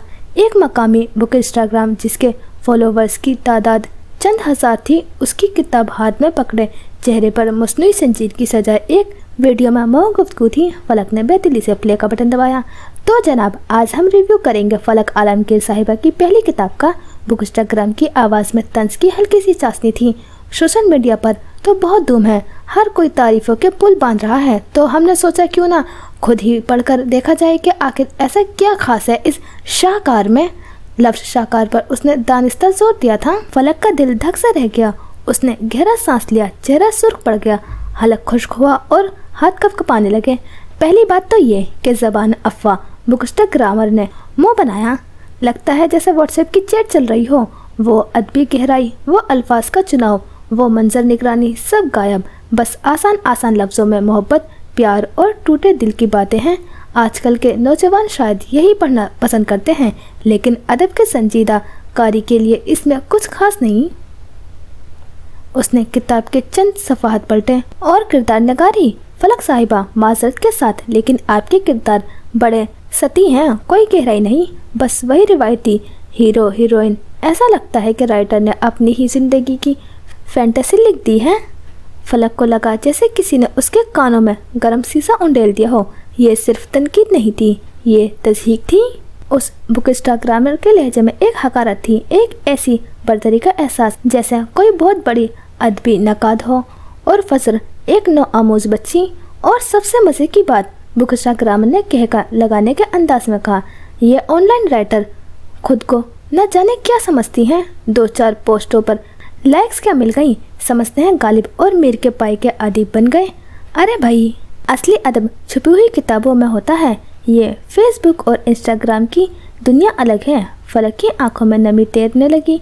उसने खुद को बहुत रोका, मगर आंसू थे कि पलकों की बार तोड़ने को बेताब थे। उसका दिल चाहा कि फोन दीवार में दे मारे, मगर वो बेबसी से स्क्रीन को तकती रही। जिंदगी पहली ही मुश्किल चल रही थी। ये स्क्रीन के इस पार लोग जिंदगी मज़ीद मुश्किल क्यों बना देते हैं। वीडियो खत्म हुई तो उसने कांपते हाथों से कमेंट सेक्शन खोला। वहाँ एक अलग ही जंग जारी थी। बिल्कुल ठीक कहा आपने, मैंने भी पढ़ी है, बिल्कुल टाइम वेस्ट, एक सारिफ ने कहा था। ये आजकल के सोशल मीडिया राइटर ने उर्दू अदब का बेड़ा गर्क कर दिया है। एक और तबसरा, फजूल किताब है, पैसे ज़ाया हो गए मेरे। वो धुआं होते चेहरे के साथ लोगों के कमेंट्स पढ़ रही थी। उसने हमेशा मोहब्बत की और पाई थी। ये नफरत की दुनिया बिल्कुल अलग थी। उसे ये सब हैंडल करना नहीं आता था, मगर उन मनफी तबसरे के बीच चंद आवाज़ें फलक के हक में भी बुलंद हो रही थी। ऐसी बात नहीं है, मैंने किताब पढ़ी है और मुझे बहुत पसंद आई है। बहुत आसान और दिल को छू लेने वाला अंदाज है। हर किसी का अपना ज़ौक़ होता है। आपको पसंद नहीं आई तो इसका मतलब ये नहीं कि किताब बुरी है। फलक ने बहुत अच्छा लिखा है। तनकीद ज़रूर करें, लेकिन तस्दीक करना कहाँ का इंसाफ है। राइटर ने मेहनत की है, उसकी हौसला अफजाई करनी चाहिए। फिक्शन का मकसद ही यही होता है कि कारी को अपनी दुनिया से निकाल कर कहीं और ले जाएं, और फलक की किताब ये काम बखूबी करती है। कुछ देर तक वो उन तबसरों को पढ़ती रही। हामियों के अल्फाज से उसे वाकई तौर पर हौसला मिला, मगर नाकादीन के अल्फाज, खासतर उस बुकस्टा ग्रामर का तस्हीक आमेज लहजा उसके जहन पर हथौड़े की तरह बरस रहा था। उसने ऐप बंद की और फ़ोन एक तरफ उछाल दिया। कमरे में अंधेरा अब मुकम्मल तौर पर छा चुका था, बिल्कुल वैसा ही अंधेरा जो फलक को अपने अंदर भी महसूस हो रहा था। उसकी पहली किताब ने उसे पहचान तो दी थी, मगर ये पहचान कांटों का ताज पहने हुए थी। नरम दिल फलक के लिए मोहब्बत सीखना शायद आसान था, मगर उस बेरहम अदबी दुनिया और ऑनलाइन नफरत का सामना करना एक बिल्कुल अलग और कहीं ज़्यादा मुश्किल सबक था। उसने आंखें बंद की और आंसू को आज़ाद बहने दिया। ये बका की जंगें इतनी आसान नहीं होती। ग्रैंड पैलेस पेरिस, रिहर्सल का दूसरा दिन। पेरिस का ग्रैंड पैलेस शीशे की छत से छनी हुई नर्म रोशनी में नहाते हुए एक गैर मामूली सरगर्मी का मरकज़ बना हुआ था। 2 दिन बाद होने वाले फैशन शो के रिहर्सल ज़ोरों शोर से जारी थी। मरकज़ी हॉल, जो आमतौर पर अब अपनी अजीम आलिशान खामोशी के लिए जाना जाता था, अब कदमों की चाप सरगोशियों में मौसीकी की अधूरी टकराव और हिदायतकारों की आवाज़ों से गूंज रहा था। मुख्तलिफ ब्रांड्स के अमले अपने अपने मुख्तस करदा इलाकों में मौजूद थे। कपड़ों के रेक इधर उधर बिखरे थे। मॉडल्स बगैर मेकअप के अपने वक्त की मशक कर रहे थे, और टेक्नीशियन लाइट्स और साउंड सिस्टम को हाथमी शक्ल दे रहे थे। एक मंजम अफरा तफरी का मंजर था। फजर आज भी वहाँ मौजूद थी। पिछले रात वो जैसे ही होटल पहुंची, उसे मैडम सोनिया मिल गई, जिन्होंने पहले तो उसे रईस ज्वेलर्स के साथ ताउन करने का कहा, पर जब वो नहीं मानी तो उन्होंने पीछे हटना पड़ा, क्योंकि ये पहले से तय था।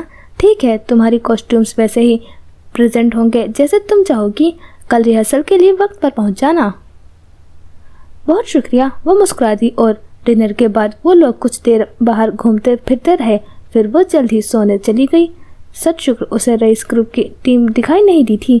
रईस, अरूजा और मुराद, वो तीनों उसे ज़ेर लग रहे थे, और आज वो अपनी टीम के साथ सेट पर मौजूद थी। उस वक्त वो बैगी पैंट पर स्लीवलेस टॉप और ऊपर सियाह ब्लेजर पहने हुए थी। बाल ऊंची पोनी में कैद थे और चश्मा आंखों पर जमा था। अपनी टीम के हमरा प्लेटफॉर्म के किनारे खड़े थी। उसकी नजरें रनवे पर जमी थी। वो गहरी सोच में थी। आने वाले शो की हर तफसील उसके जहन में थी। उसकी टीम, जिसमें लक्स के स्टाइलिस्ट, प्रोडक्शन मैनेजर और स्टंट शामिल थे, उसके गिरदो पेश मौजूद थे। मारिया और जावेद वही थे, उनके हर इशारे पर अमल करने के लिए तैयार टीम। कोई मॉडल के लिबास की एडजस्टमेंट कर रहा था, कोई ज्वेलरी की सेट चेक कर रहा था, और कोई फाइनल लुक्स की तस्वीर ले रहा था। रिहर्सल का अमल काफ़ी पेचीदा था। सबसे पहले मॉडल्स को उनकी एंट्री और एग्जिट पोजीशन बताई जा रही थी, और रनवे पर उनके निशानात मुकर्रर किए जा रहे थे जहां उन्हें पोज करना था।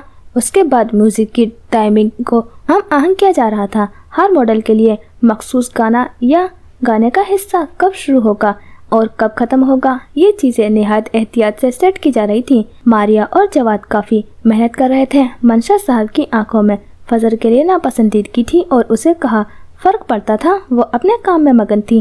لائٹنگ ٹیم ہر ماڈل کے ہر مارک پر لائٹس کے رنگ اور شدتیں تبدیل کر رہی تھی تاکہ کپڑوں کی خوبصورتی کو بھرپور طریقے سے اجاگر کیا جا سکے۔ یہ سب ایک ساتھ چل رہا تھا۔ ایک ماڈل چل رہی تھی، ہدایت کار مائک پر ہدایت دے رہا تھا، لائٹنگ ٹیکنیشینز گوئنگ ڈارک یا اسپاٹ آن جیسے جملے چلا رہے تھے، اور فضر اپنی ٹیم کے ساتھ نوٹس لے رہی تھی۔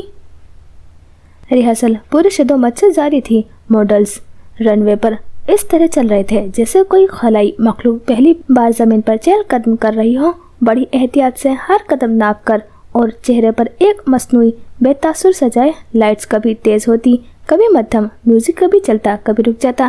ڈائریکٹر مائک پر چیخ رہا تھا، نہیں وہی رکو، تمہارا جذبہ کافی نہیں، یہ کپڑا رو رہا ہے، اسے خوش کرو اپنی واک سے۔ اسی اثنا میں مراد عالم وہاں نمودار ہوا۔ وہ شو کے اسپانسر گروپ کا حصہ تھا اور اس کا رویہ اکثر توقعانہ اور دخل انداز والا ہوتا تھا۔ فضر اور مراد کی کبھی نہیں بن سکتی تھی۔ اس کی آمد فضر کے لیے اتنی ہی ناگوار رہتی تھی جتنی گرمیوں میں لوڈ شیڈنگ کی۔ مراد کی ترجیح ہمیشہ لاگت اور بزنس پہلو رہے تھے، جبکہ فضر کے لیے شو کا آرٹسٹک ویژن سب سے اہم تھا۔ مراد نے فضر کو دیکھا، اس کے اندر ہلچل سی مچ گئی تھی۔ وہ آہستہ آہستہ فضر کے قریب آیا، اس کے چہرے پر ایک ناگوار تاثر تھا۔ مس فضر، اس نے اپنی خباثت بھری مسکان چہرے پر سجائے اسے پکارا۔ فضر نے مڑ کر دیکھا، اس کے چہرے پر پیشورانہ سنجیدگی تھی۔ جی مسٹر عالم، میں ریہرسل دیکھ رہا ہوں، مراد نے کہا۔ اس کی نظریں رن وے پر موجود ماڈلز کی طرف تھی۔ میوزک کی ٹائمنگ بہت سست لگ رہی ہے، اور یہ آخری سیٹ کے لباس، کیا ان کے لیے لائٹنگ تھوڑی زیادہ تیز نہیں ہونی چاہیے؟ کچھ مدھم لگ رہی ہے، اس نے داڑھی کھجاتے مصنوعی سنجیدگی سے کہا۔ فضل نے گہری سانس لی۔ اسے معلوم تھا کہ مراد اس کے کام میں کیڑے نکالنے کا کوئی موقع ہاتھ سے نہیں جانے دے گا۔ یہ ابھی پہلے مکمل واک تھرو نہیں ہے، ہم ابھی مختلف عناصر کو جوڑ رہے ہیں۔ میوزک کی ٹائمنگ کو شو کے فائنل ریدم کے حساب سے سیٹ کیا جا رہا ہے، اور لائٹنگ، یہ لباس خاص طور پر نرم روشنی کے لیے ڈیزائن کیے گئے ہیں۔ ان کی نزاکت مدھم روشنی میں ہی بہتر نظر آئے گی، تیز روشنی انہیں فلیٹ کر دے گی۔ لیکن وقت کم ہے، صرف 2 دن رہ گئے ہیں۔ اگر ٹائمنگ ایسی ہی رہی تو شو مقرر وقت سے زیادہ لمبا ہو جائے گا، اور یہ اسپانسر کے لیے قابل قبول نہیں۔ اور لائٹنگ، اگر لباس مدھم لگیں گے تو تصاویر اور ویڈیوز اچھی نہیں آئیں گی جو برانڈ کی پروموشن کے لیے ضروری ہیں۔ وہ مخصوص انسان اس کام کو حد سے زیادہ جانتا تھا۔ مسٹر عالم، فضر کی آواز میں اب سختی آ گئی تھی، میں آرٹسٹک ڈائریکٹر نہیں ہوں، میں ان کے ساتھ کام کر رہی ہوں، لیکن مجھے معلوم ہے کہ میرے ڈیزائنز کو کس طرح پیش کرنا ہے۔ ٹائمنگ فائنل ہو جائے گی، لیکن میرے کام کی معیار پر سمجھوتا نہیں ہوگا۔ یہ فیشن شو ہے، ان کا بس نہیں چلتا تھا، یہی گتم گتا ہو جاتے ہیں، ایک دوسرے کے بال جڑ سے اکھاڑ لیتے، منہ نوچ لیتے، آنکھیں پھوڑ دیتے۔ لیکن افسوس، دونوں کو بڑے مہذب انداز میں چوچیں کرنا پڑ رہا تھا۔ مراد کے ہونٹوں پر ایک طنزیہ مسکراہٹ آئی۔ اچھا، لیکن اس شو کا مقصد صرف آرٹ دکھانا نہیں مس فضر، اس کا مقصد ہمارے برانڈز کو پروموٹ کرنا ہے اور سیلز بڑھانا بھی ہے، اور اس کے لیے چیزوں کا وقت پر ہونا اور بصری طور پر دلکش ہونا بہت ضروری ہے۔ آپ کی نزاکت اگر کمرشل پہلو کو متاثر کرے گی تو ہمیں نظر ثانی کرنی پڑے گی۔ وہ اسے جس کرنے کا کوئی موقع ہاتھ سے جانے کیسے دے سکتا تھا؟ میڈم، کیا یہ ماڈل واقعی اس جوتے میں چل پائے گی؟ ٹیم کے ایک لڑکے نے ریمپ واک پر چلتی پاکستانی ماڈل کو دیکھتے چلا کر کہا، جو ٹھیک سے چل نہیں پا رہی تھی۔ اس کا رخ فضر کی جانب تھا۔ جوتا اس کے لیے غیر آرام دہ تھا، اسے چلنا پڑے گا۔ وہ تیز آواز میں چلائی، دماغ گھوم گیا۔ اگر وہ ماڈل ہو کر جوتے کو غیر آرام دہ محسوس کر رہی تھی تو اسے پیرس ماڈلنگ کرنے کس نے بھیج دیا؟ فضل نے ایک اور گہری سانس لی اور پھر مراد کی جانب دیکھا۔ فیشن شو کا مقصد صرف وقت پر ختم ہونا نہیں ہوتا، یہ ایک تجربہ ہوتا ہے، ایک artistic presentation. Artistic presentation? Murad نے آنکھیں گھمائی، ہاتھ میں فریش جوس کا گلاس تھامے وہ تپانے کے فل موڈ میں تھا۔ کاش کوئی اس کے جوس میں تیزاب ڈال دے، منحوس یہیں تڑپ تڑپ کے مر جائے۔ مجھے یہ آرٹ کا لفظ کچھ زیادہ ہی مہنگا لگ رہا ہے۔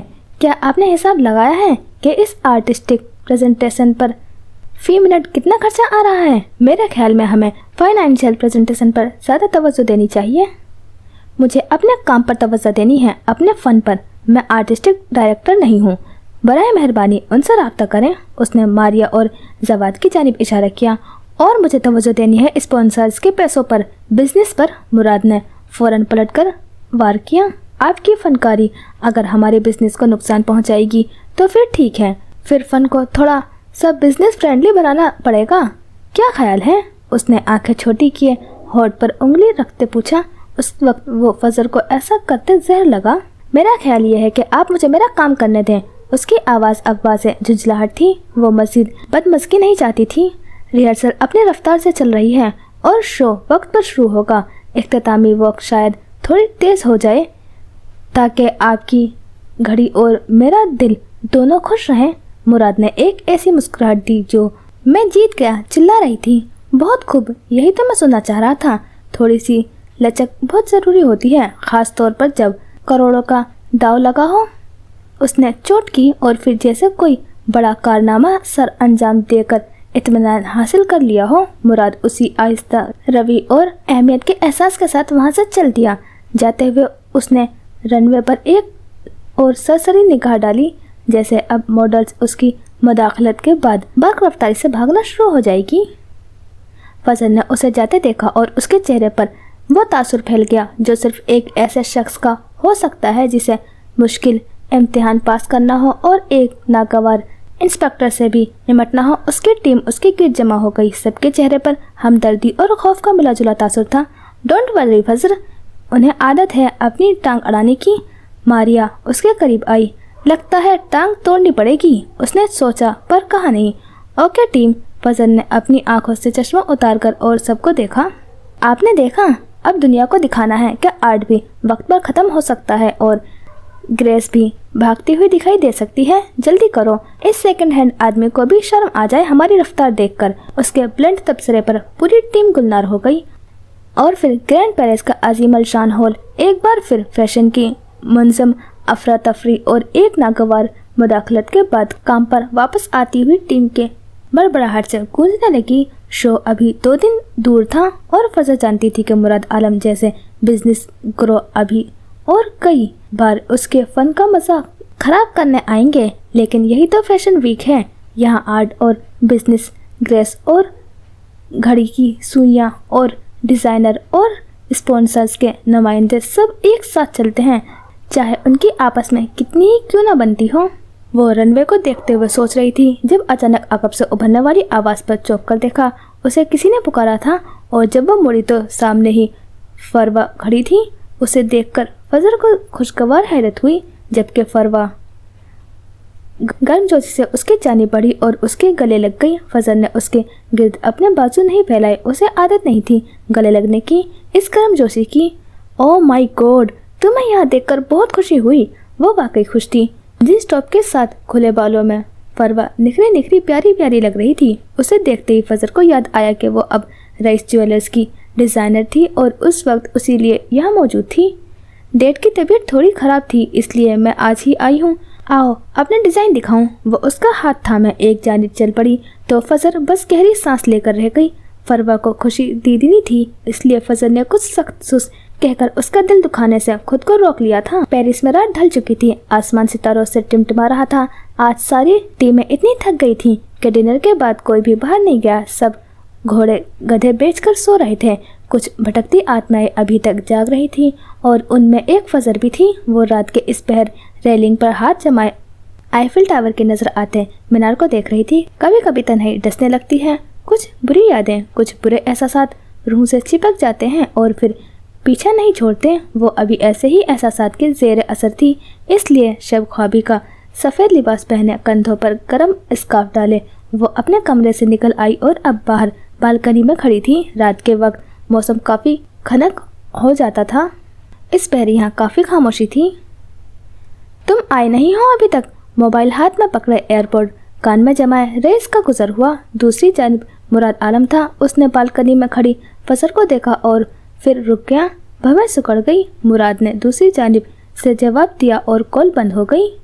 بد دماغ لڑکی، وہ اسے دیکھ کر بڑبڑایا۔ کل رات والا واقعہ یاد آ گیا۔ وہ جس ٹیکسی میں ہوٹل تک آئی تھی وہ اس کے پیچھے پیچھے آیا تھا اور جب وہ ہوٹل کے اندر چلی گئی تھی تب اس نے گاڑی واپس موڑی تھی۔ ہاں، سچ کہا تھا اس نے مسیحوں کو کبھی کبھی تعارف کرنا پڑتا ہے۔ رئیس نے گہرا سانس لیا اور موبائل پینٹ کی جیب میں ڈالتا اس کی جانب بڑھا۔ ارے فضر آرٹی، ہاں مجھے لگا تھا کسی قبرستان کے دورے پر نکلی ہوں گی، کسی قبر سے تازہ نائٹ میئر نکالنے۔ اس نے فضل سے کچھ فاصلے پر کھڑے ہوتے تپانے والا تبصرہ کیا۔ اس کی خوشبو پھیل گئی۔ وہ خاموش رہی، سامنے روشنیوں سے جگمگ کرتے شہر کو دیکھنے لگی۔ خیریت ہے؟ آج ذہانت کا زہر نہیں اگلو گی؟ وہ اسے بولنے پر اکسا رہا تھا۔ میں کچھ سوچ رہی ہوں، وہ گویا ہوئی۔ سوچ کا زہر اگلا جائے؟ میں سوچ رہی تھی کہ ایک شخص اتنا امیر ترین، ذہین ترین اور حسین ترین ہو کر بھی اس عمر میں تنہا کیوں ہے؟ اس نے رخ موڑ کر رئیس کو دیکھا۔ چہرے پر استحضائیہ تھا جبکہ آنکھوں میں عجیب سی چمک تھی۔ وہ دونوں اب یوں کھڑے تھے کہ ایک حصے روشنی میں تھا اور دوسرا بالکنی کی جانب اندھیرے میں۔ رئیس کی آنکھوں میں چمک غائب ہو گئی۔ یہ میری چوائس ہے۔ اس نے لہجے کو مضبوط بنایا۔ فضل نے سینے پر دونوں ہاتھ باندھے اسے دیکھا۔ آنکھیں انتقامی تھیں۔ لوگ کہتے ہیں میں انٹروورٹ ہوں، اور پتہ ہے انٹروورٹ کے آئی کا دوسرا مطلب کیا ہوتا ہے؟ اس نے سوالیہ نظروں سے رئیس کو دیکھا جو اس کی سوچ تک پہنچنے کی کوشش کر رہا تھا، پر کوہرے کے علاوہ وہ کچھ نہ ملا۔ وہ خود پر کمال ضبط رکھتی تھی۔ انٹروورٹ کا دوسرا مطلب ہوتا ہے انٹیوٹیو، یعنی ادراک۔ میں خطروں اور زخموں کو سونگ دور سے لیتی ہوں۔ اس کے پر اعتمادی حد سے زیادہ تھی۔ تو کیا ادراک ہوا ہے تمہیں؟ وہ دھڑکتے دل سے بولا۔ ایک انسان کی امیر ترین، ذہین ترین اور حسین ترین ہونے کے بعد بھی سنگل ہونے کی ایک ہی وجہ ہے۔ وہ کندھے اچکائے بولے۔ کیا؟ وہ اس کی آنکھوں میں دیکھتے بولا۔ دھتکار۔ اس کی ہیزل آنکھوں میں شیطانی چمک ابھری۔ رئیس کے چہرے کا رنگ پھک ہوا۔ یوں لگا جیسے ہوٹل کی پوری عمارت اس کے اوپر آ گری ہو، یوں جیسے سامنے کھڑی لڑکی نے اسے زوردار تماچا دے مارا ہو۔ ایک دھتکار ہی ہے جو انسان کو تنہا راز کرنے پر مجبور کرتی ہے۔ وہ بول رہی تھی جبکہ رئیس اپنی جگہ پر جم گیا۔ فضل نے اس کے چہرے کی بدلتی رنگت دیکھی تھی۔ وہ جانتی تھی نشانہ ٹھیک جگہ لگا تھا۔ خنجر اس کے دل کے آر پار ہو چکا تھا اور دیر رئیس اورنگزیب اس وقت اس کے سامنے کھڑا لہو لہان ہو رہا تھا۔ اس کے دل سے خون رس رہا تھا۔ وہ اپنا بدلہ لے چکی تھی۔ تکلیف کا بدلہ تکلیف، زخم کا بدلہ زخم۔ کیا ہوا؟ الفاظ دم توڑ گئے۔ اس نے معصومیت سے آنکھیں پٹ پٹائی۔ رئیس جو جبڑے پیچھے کھڑا تھا اس نے حیق تر کرتے ایک گہری سانس لی۔ کھڑے کھڑے چہرے کا رنگ بدل لیا۔ وہ بھی اداکار تھا، اگر اتنا بھی نہ کر پاتا تو پھر تف ہے اس کی اداکاری پر۔ اگلے چند لمحوں میں وہ خود پر قابو پا چکا تھا۔ رخ دوبارہ ریلنگ کی طرف موڑا اور ریلنگ پر ہاتھ جماتے ذرا سا جھک گیا۔ یقین اور خود پسندی میں ایک باریک سی لکیر ہوتی ہے۔ مجھے یقین ہے تم اس لکیر کو پار کر چکی ہو۔ فضل ہنس دی، استحضائیہ ہنسی۔ اوہ، تو اب آپ میرے نفسیاتی تجربے پر اتر آئیں۔ اپنے قیمتی پتھروں پر توجہ دیں اور نفسیات دان بننے کی کوشش نہ کریں۔ وہ اسی انداز میں بولی۔ تمہارا رویہ مغرورانہ ہے۔ تم آپ اپنے کام کے علاوہ کسی اور کے فن کو خاطر میں نہیں لاتی۔ اس نے کمال مہارت سے گفتگو کا رخ موڑ دیا کہ پاس کھڑی فضل سمجھ ہی نہ پائی۔ ہوگی وہ کہیں کی انٹیوٹیو، پر ساتھ کھڑا مرد رئیس اورنگزیب تھا۔ پانی کے بہاؤ کی طرح وہ ذہن کے ساتھ ساتھ گفتگو کا رخ بھی بدل سکتا تھا۔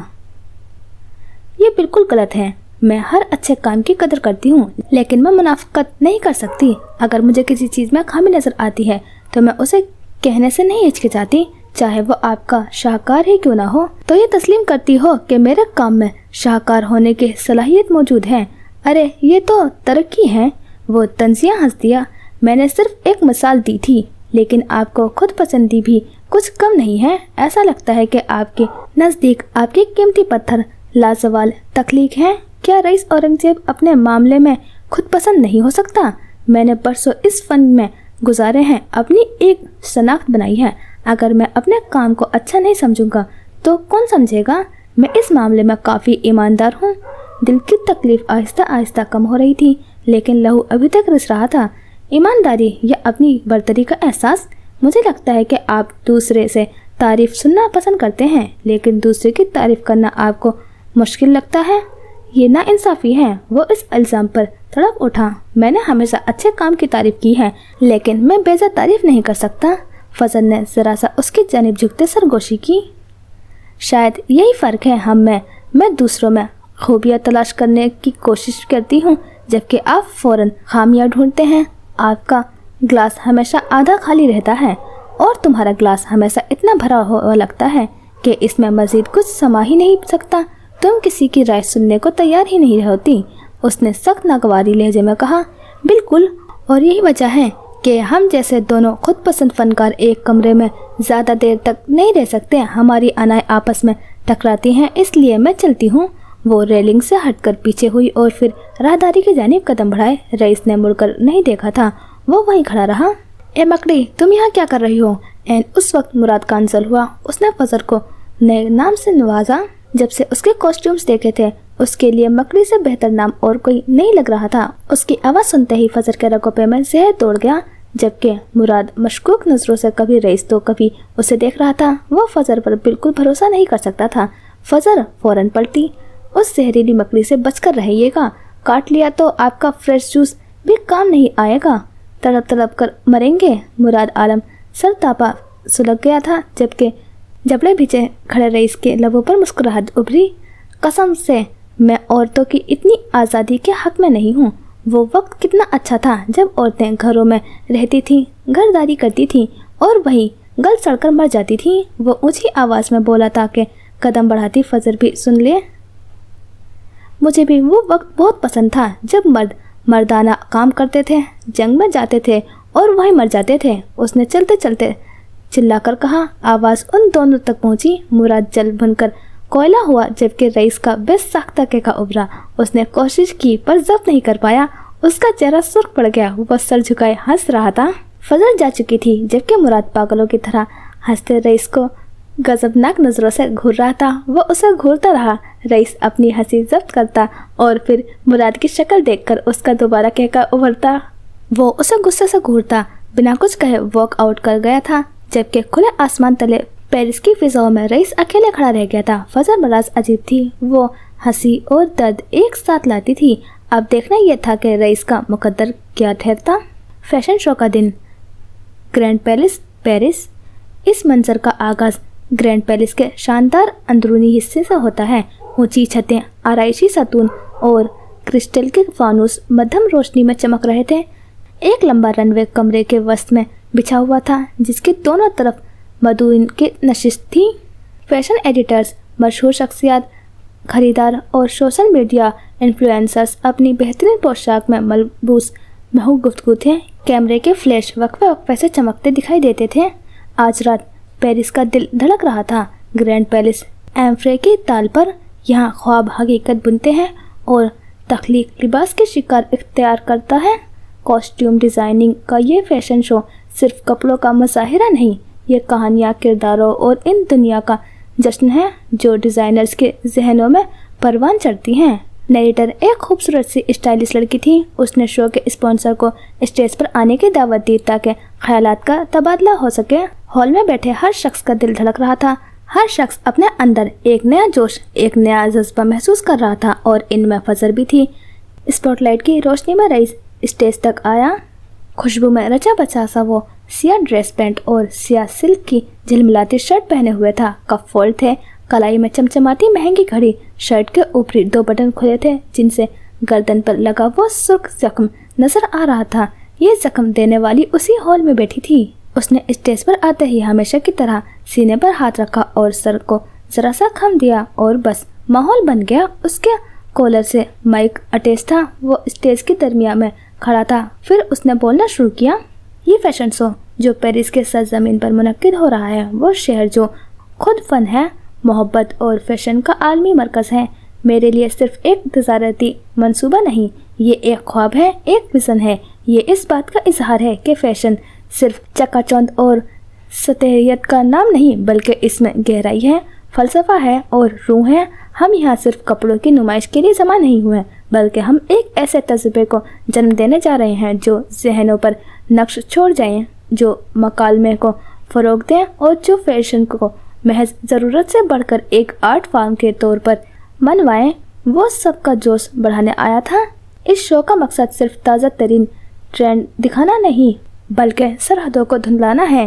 یہ مشرق اور مغرب کے فن، روایت اور جدت کے حسین امتیاز کو پیش کرنے کی ایک کوشش ہے. ہم چاہتے ہیں کہ یہ ریمپ صرف ماڈلز کے چلنے کی جگہ نہ ہو، بلکہ یہ ایک ایسا اسٹیج بنے جہاں مختلف ثقافتیں، خیالات اور تخلیقی اظہار ایک دوسرے سے گلے ملے ہیں۔ یہ وہ جگہ ہو جہاں کپڑا صرف جسم نہ ڈھانپے بلکہ روح کی عکاسی کرے۔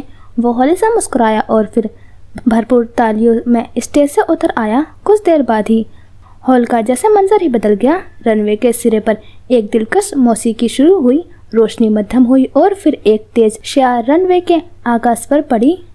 پہلی ماڈل نمودار ہوئی۔ اس نے ایک شاندار سنہری رنگ کا لباس پہنا ہوا تھا جس میں پیچیدہ کڑھائی اور پروں جیسے عناصر شامل ہیں۔ اس کا انداز ایک افسانہ ملکہ کا تھا۔ یہ تو لاجواب ہے، ایسا لگتا ہے جیسے کسی پرانی داستان سے نکلی ہو۔ تفصیل دیکھو، فضر کے ساتھ بیٹھی فروا بڑبڑائی۔ مشرقی مغربی بہت سارے برانڈز اور انہی کے نمائش چل رہی تھی۔ ناقابل یقین، اور اس کا اعتماد دیکھو، وہ اس لباس کو پہن نہیں رہی، وہ اس کی روح بن گئی ہے۔ فضر نے ماڈل کی تعریف کی۔ اتنے میں ایک اور ماڈل رن وے پر چلتی نظر آئی۔ اس کا لباس ایک بہادر چنکوں کا تھا جس میں چمڑے کے مضبوط حصے، دیہاتی آرمر کے نقوش اور ایک لمبا بہتا ہوا سرخ عبا شامل تھا۔ اس کی چال میں عزم اور طاقت تھی۔ یہ فلمی دنیا کے لیے بہترین ہوگا۔ کردار نگاری کتنی مضبوط ہے، صرف لباس سے ہی پتہ چل رہا ہے۔ ان سے اگلی سیٹ پر سرگوشیاں ہو رہی تھیں۔ موسیقی بدل گئی اور ایک مزاحیہ رنگین لباس میں ملبوس ماڈل نمودار ہوئی۔ یہ ایک خیالی مخلوق لگتی تھی جس میں بڑے بڑے مضحکہ خیز کان اور ایک لمبی لچکدار دم تھی۔ ہال میں ہلکی ہنسی گونج گئی۔ او میرے خدایا، یہ کتنا پیارا ہے! میرے خیال میں یہ بچوں کی شو کے لیے بہترین ہوگا۔ فروا نے فون نکال کر تصویر بنائی۔ اسی طرح مختلف تھیمز اور کرداروں پر مبنی ملبوسات رن وے پر پریڈ کرتے رہے۔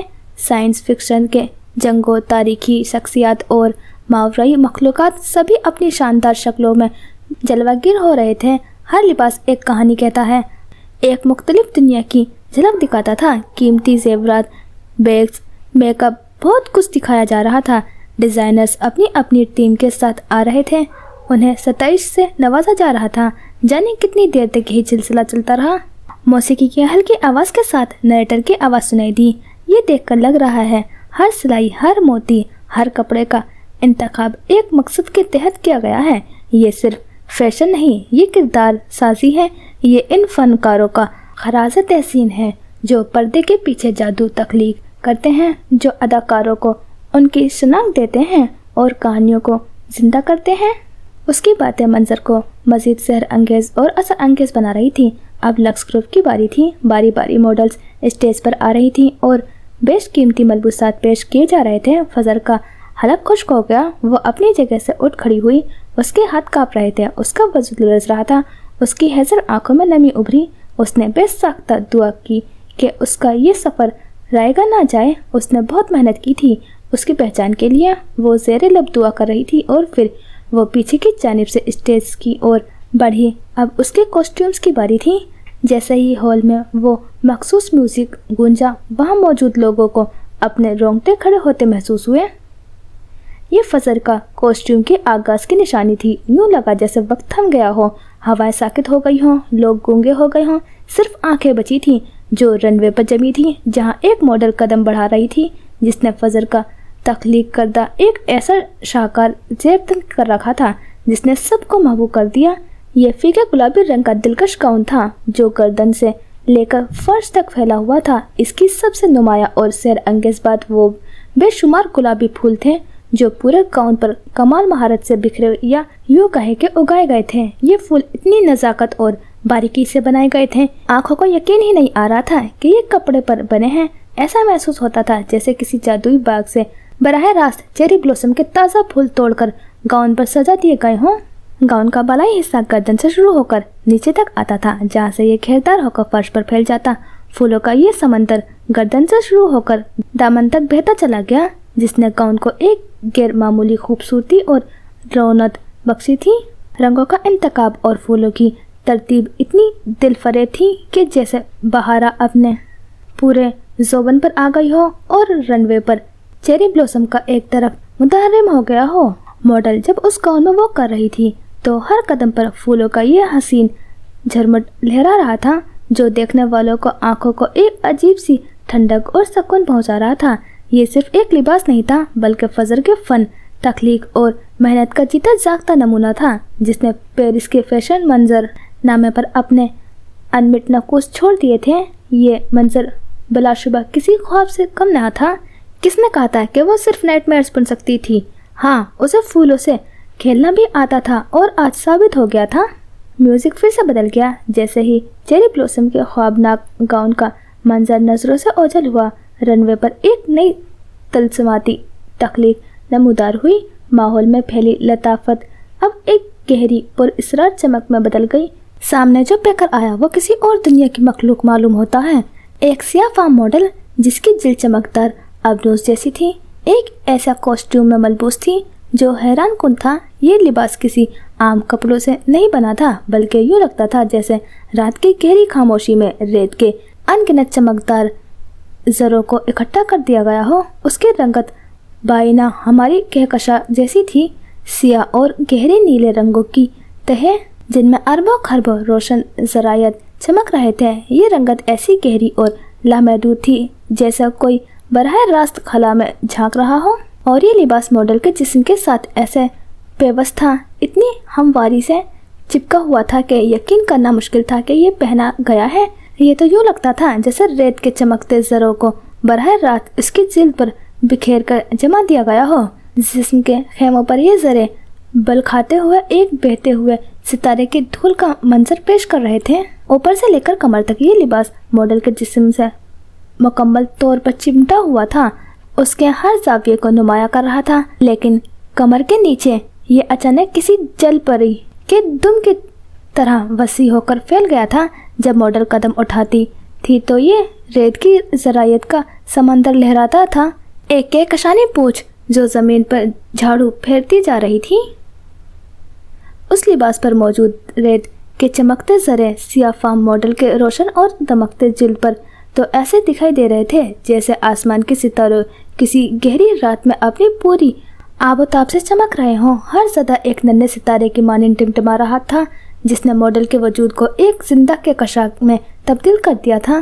یہ کاسٹیوم صرف گردن سے پیروں تک ہی محدود نہ تھا بلکہ بڑی نفاست سے ماڈل کی آنکھوں کے گرد بھی پھیلا ہوا تھا۔ یوں لگتا تھا جیسے کہکشاں کی دھول سے بنا کوئی پر اسرار ماسک اس کے چہرے پر سجا دیا گیا ہو جو اس کی آنکھوں کی چمک کو مزید گہرا کر رہا ہو۔ یہ منظر اتنا سحر انگیز، اتنا ماورائی تھا کہ دیکھنے والے گویا کسی اور سیارے پر پہنچ گئے ہوں جہاں لباس مادے سے نہیں روشنی اور کہکشاؤں کی دھول سے بنتے ہوں۔ فضل کی تخلیقی صلاحیت نے ایک بار پھر ثابت کیا تھا کہ فیشن صرف کپڑا نہیں، ایک کہانی ہے، ایک تجربہ ہے، ایک خواب ہے جسے حقیقت کا روپ دیا گیا ہے۔ میوزک بدلا۔ اس بار سب کو اپنی دھڑکن رکتی محسوس ہوئی کیونکہ میوزک ہی ایسا تھا۔ Calling out my name in the summer rain, soul water. Stage کے قریب کھڑی فضل دونوں ہاتھ لبوں پر رکھے ہیزل گلابی آنکھوں سے اس منظر کو دیکھ رہی تھی۔ وہ یہ نظارہ کچھ نہیں بھول سکتی تھی۔ اسٹیج پر جب اگلی ماڈل نمودار ہوئی تو ایک لرزہ سا طاری ہو گیا۔ اس نے فضل کا شاہکار وہ سفید مکڑی کے جالے جیسا کاسٹیوم اوڑھ رکھا تھا۔ یہ کسی عام کپڑے سے بنا نہیں لگتا تھا بلکہ یوں محسوس ہوتا تھا جیسے کہرے کی باریک ڈنڈیاں چاندنی کے تاروں کو یکجا کر کے یہ جال بنا گیا ہے۔ اس کا رنگ دودھ جیسا سفید تھا مگر اس میں ایک عجیب سی بے جان چمک تھی جیسے کسی قدیم راز کی پرچھائی ہو۔ یہ کاسٹیوم ماڈل کے جسم پر اس طرح لپٹا ہوا تھا جیسے کسی نادیدہ مکڑی نے اسے خود اس وجود پر بنا ہو۔ یہ ڈھیلا ڈھالا نہیں تھا بلکہ ہر خم ہر زاویے کے ساتھ ایسے پیوست تھا کہ ماڈل خود اس جالے کا حصہ لگ رہی تھی۔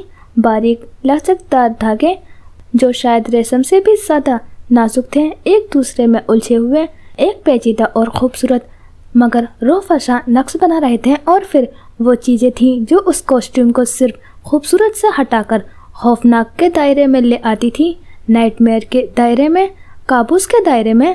ڈھیروں مکڑیاں یہ اصلی نہیں تھی مگر اتنی حقیقت کے قریب بنائی گئی تھی کہ ان کو دیکھ کر دل دہل جاتا تھا۔ مختلف جسامت کی کالی اور ساکت مکڑیاں اس سفید جالے میں جگہ جگہ پیوست تھیں۔ ان کی مخملی سیاہ جسامتیں سفید جالے پر ایسے نمایاں تھیں جیسے موت کو چھوٹے چھوٹے نشان۔ کچھ مکڑیاں ماڈل کے کندھے سے لپٹی تھیں، کچھ کمر کے بل پر جمی ہوئی تھیں اور کچھ تو चेहरे के करीब बालों में उलझी हुई लग रही थी।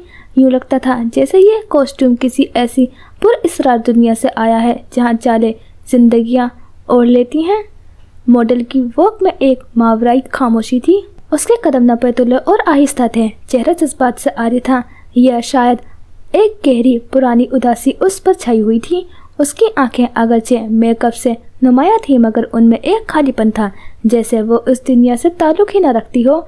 जब वो चलती थी तो कॉस्ट्यूम का बारीक जाला उसके गिर्द एक पुरअसरार सा हाला बनाता था और उसमें जड़े मकड़ियाँ हल्की सी जंबिश करती थी, जिससे ये वहम होता था कि जैसे ये सब जिंदा हैं।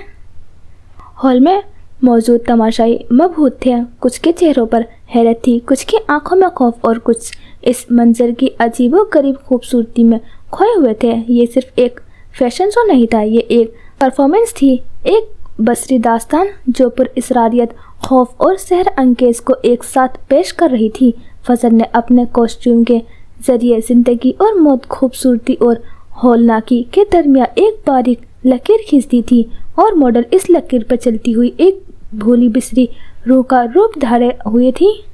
रनवे उस वक्त महज एक कैटवॉक नहीं रहा था, बल्कि एक ऐसे पुरअसरार रास्ते में तब्दील हो गया था जो किसी अनजानी सहर ज़दा दुनिया की तरफ जाता महसूस होता है। हॉल में मुकम्मल खामोशी थी, हर नज़र उस चलती हुई पहेली पर जमी हुई थी। ये फैशन का उरूस था जहाँ लिबास महज तन ढांपने को नहीं बल्कि एक कहानी सुनाने, एक एहसास बेदार करने और देखने वालों को एक अनदेखी दुनिया में ले जाने के लिए था। फजर का कॉस्ट्यूम एक सहर अंगेज ख्वाब और एक रूफरसा हकीकत का ऐसा इम्तिजाज था जिसने पेरिस की इस रात को हमेशा के लिए यादगार बना दिया था। मॉडल जब रनवे के इख्तिताम पर पहुंची और एक लम्हे के लिए रुकी तो वो महज एक मॉडल नहीं थी, वो उस पुरअसरार जाले की मलका थी, तारीकी में रक्स करती रोशनी, एक यादगार कहानी। आसान लफ्ज़ों में कहे तो मलका अनकबूत। तहखाने की हवा में वही कैद और बोसीदगी की बात रची थी, मगर आज विलियम के चेहरे पर मायूसी के साथ एक अजीब सी तमानियत और सब्र का तासुर भी था। वो फर्श पर बैठा, शायद ज़ेरे लब बड़बड़ा रहा था। उसकी हालत अबतर थी, कपड़े मेले थे, बाल बिखरे हुए थे, मगर आंखों में ईमान की एक मध्यम सी रोशनी बाकी थी जो तहखाने की तारीकी को मुकम्मल तौर पर गालिब नहीं आने दे रही थी। भारी दरवाज़ा चरचराहट के साथ खुलने की आवाज़ आई और जॉर्ज जिन्नों पर नमूदार हुआ। उसके चेहरे पर वही तमस्कराना मुस्कुराहट थी, लेकिन आज वो विलियम के रद्द अमल का ज़्यादा गौर से जायज़ा लेने की मूड में था। वो जानता था कि जिस्मानी कैद विलियम को तोड़ने के लिए काफ़ी नहीं, इसकी रूह पर ज़रब लगाना ज़रूरी था। विलियम ने ना उसे सर उठाकर देखा और ना उसे जॉर्ज के वहाँ आने से कोई फ़र्क पड़ा था। उसके चेहरे के ज़ख्म भर चुके थे लेकिन गहरे निशान छोड़ गए थे। वो अब किसी जिस्मानी तकलीफ से नहीं डरता था। तुम्हारे लिए पेरिस से एक पैगाम आया है, देखना चाहोगे? जॉर्ज के लहजे में तंज़ियत भरी थी। शानदार लिबास में उसकी शख्सियत शानदार तो लग रही थी, पर उसकी हंसी मकरू थी, नकली और बोधी। उसने आते ही दीवार पर लगी LED ऑन की। यह जॉर्ज के फ़ोन से कनेक्ट थी। पता नहीं उसने क्या सिस्टम कर रखा था। अक्सर वो खुद ब खुद चलने लगती और जब जॉर्ज चाहता बंद हो जाती। स्क्रीन पर पेरिस के एक आलिशान फैशन शो का मंजर था। चकाचौंध रोशनियाँ, तेज़ मौसीकी, रैंप पर चलती हसीन मॉडल्स और फिर फजर। वो स्टेज पर अपनी टीम के साथ खड़ी थी, पुरएतमाद, कामयाब। उसके डिज़ाइन किए हुए मलबूसात की नुमाइश अरूज पर थी। तालियों की गूंज में उसके चेहरे पर एक अजीब सी मुस्कुराहट थी, शायद कामयाबी की या शायद अपने अंदर छुपे गम को छुपाने की। विलियम साकित व जामिद रह गया, उसकी सांसें जैसे सीने में अटक गई।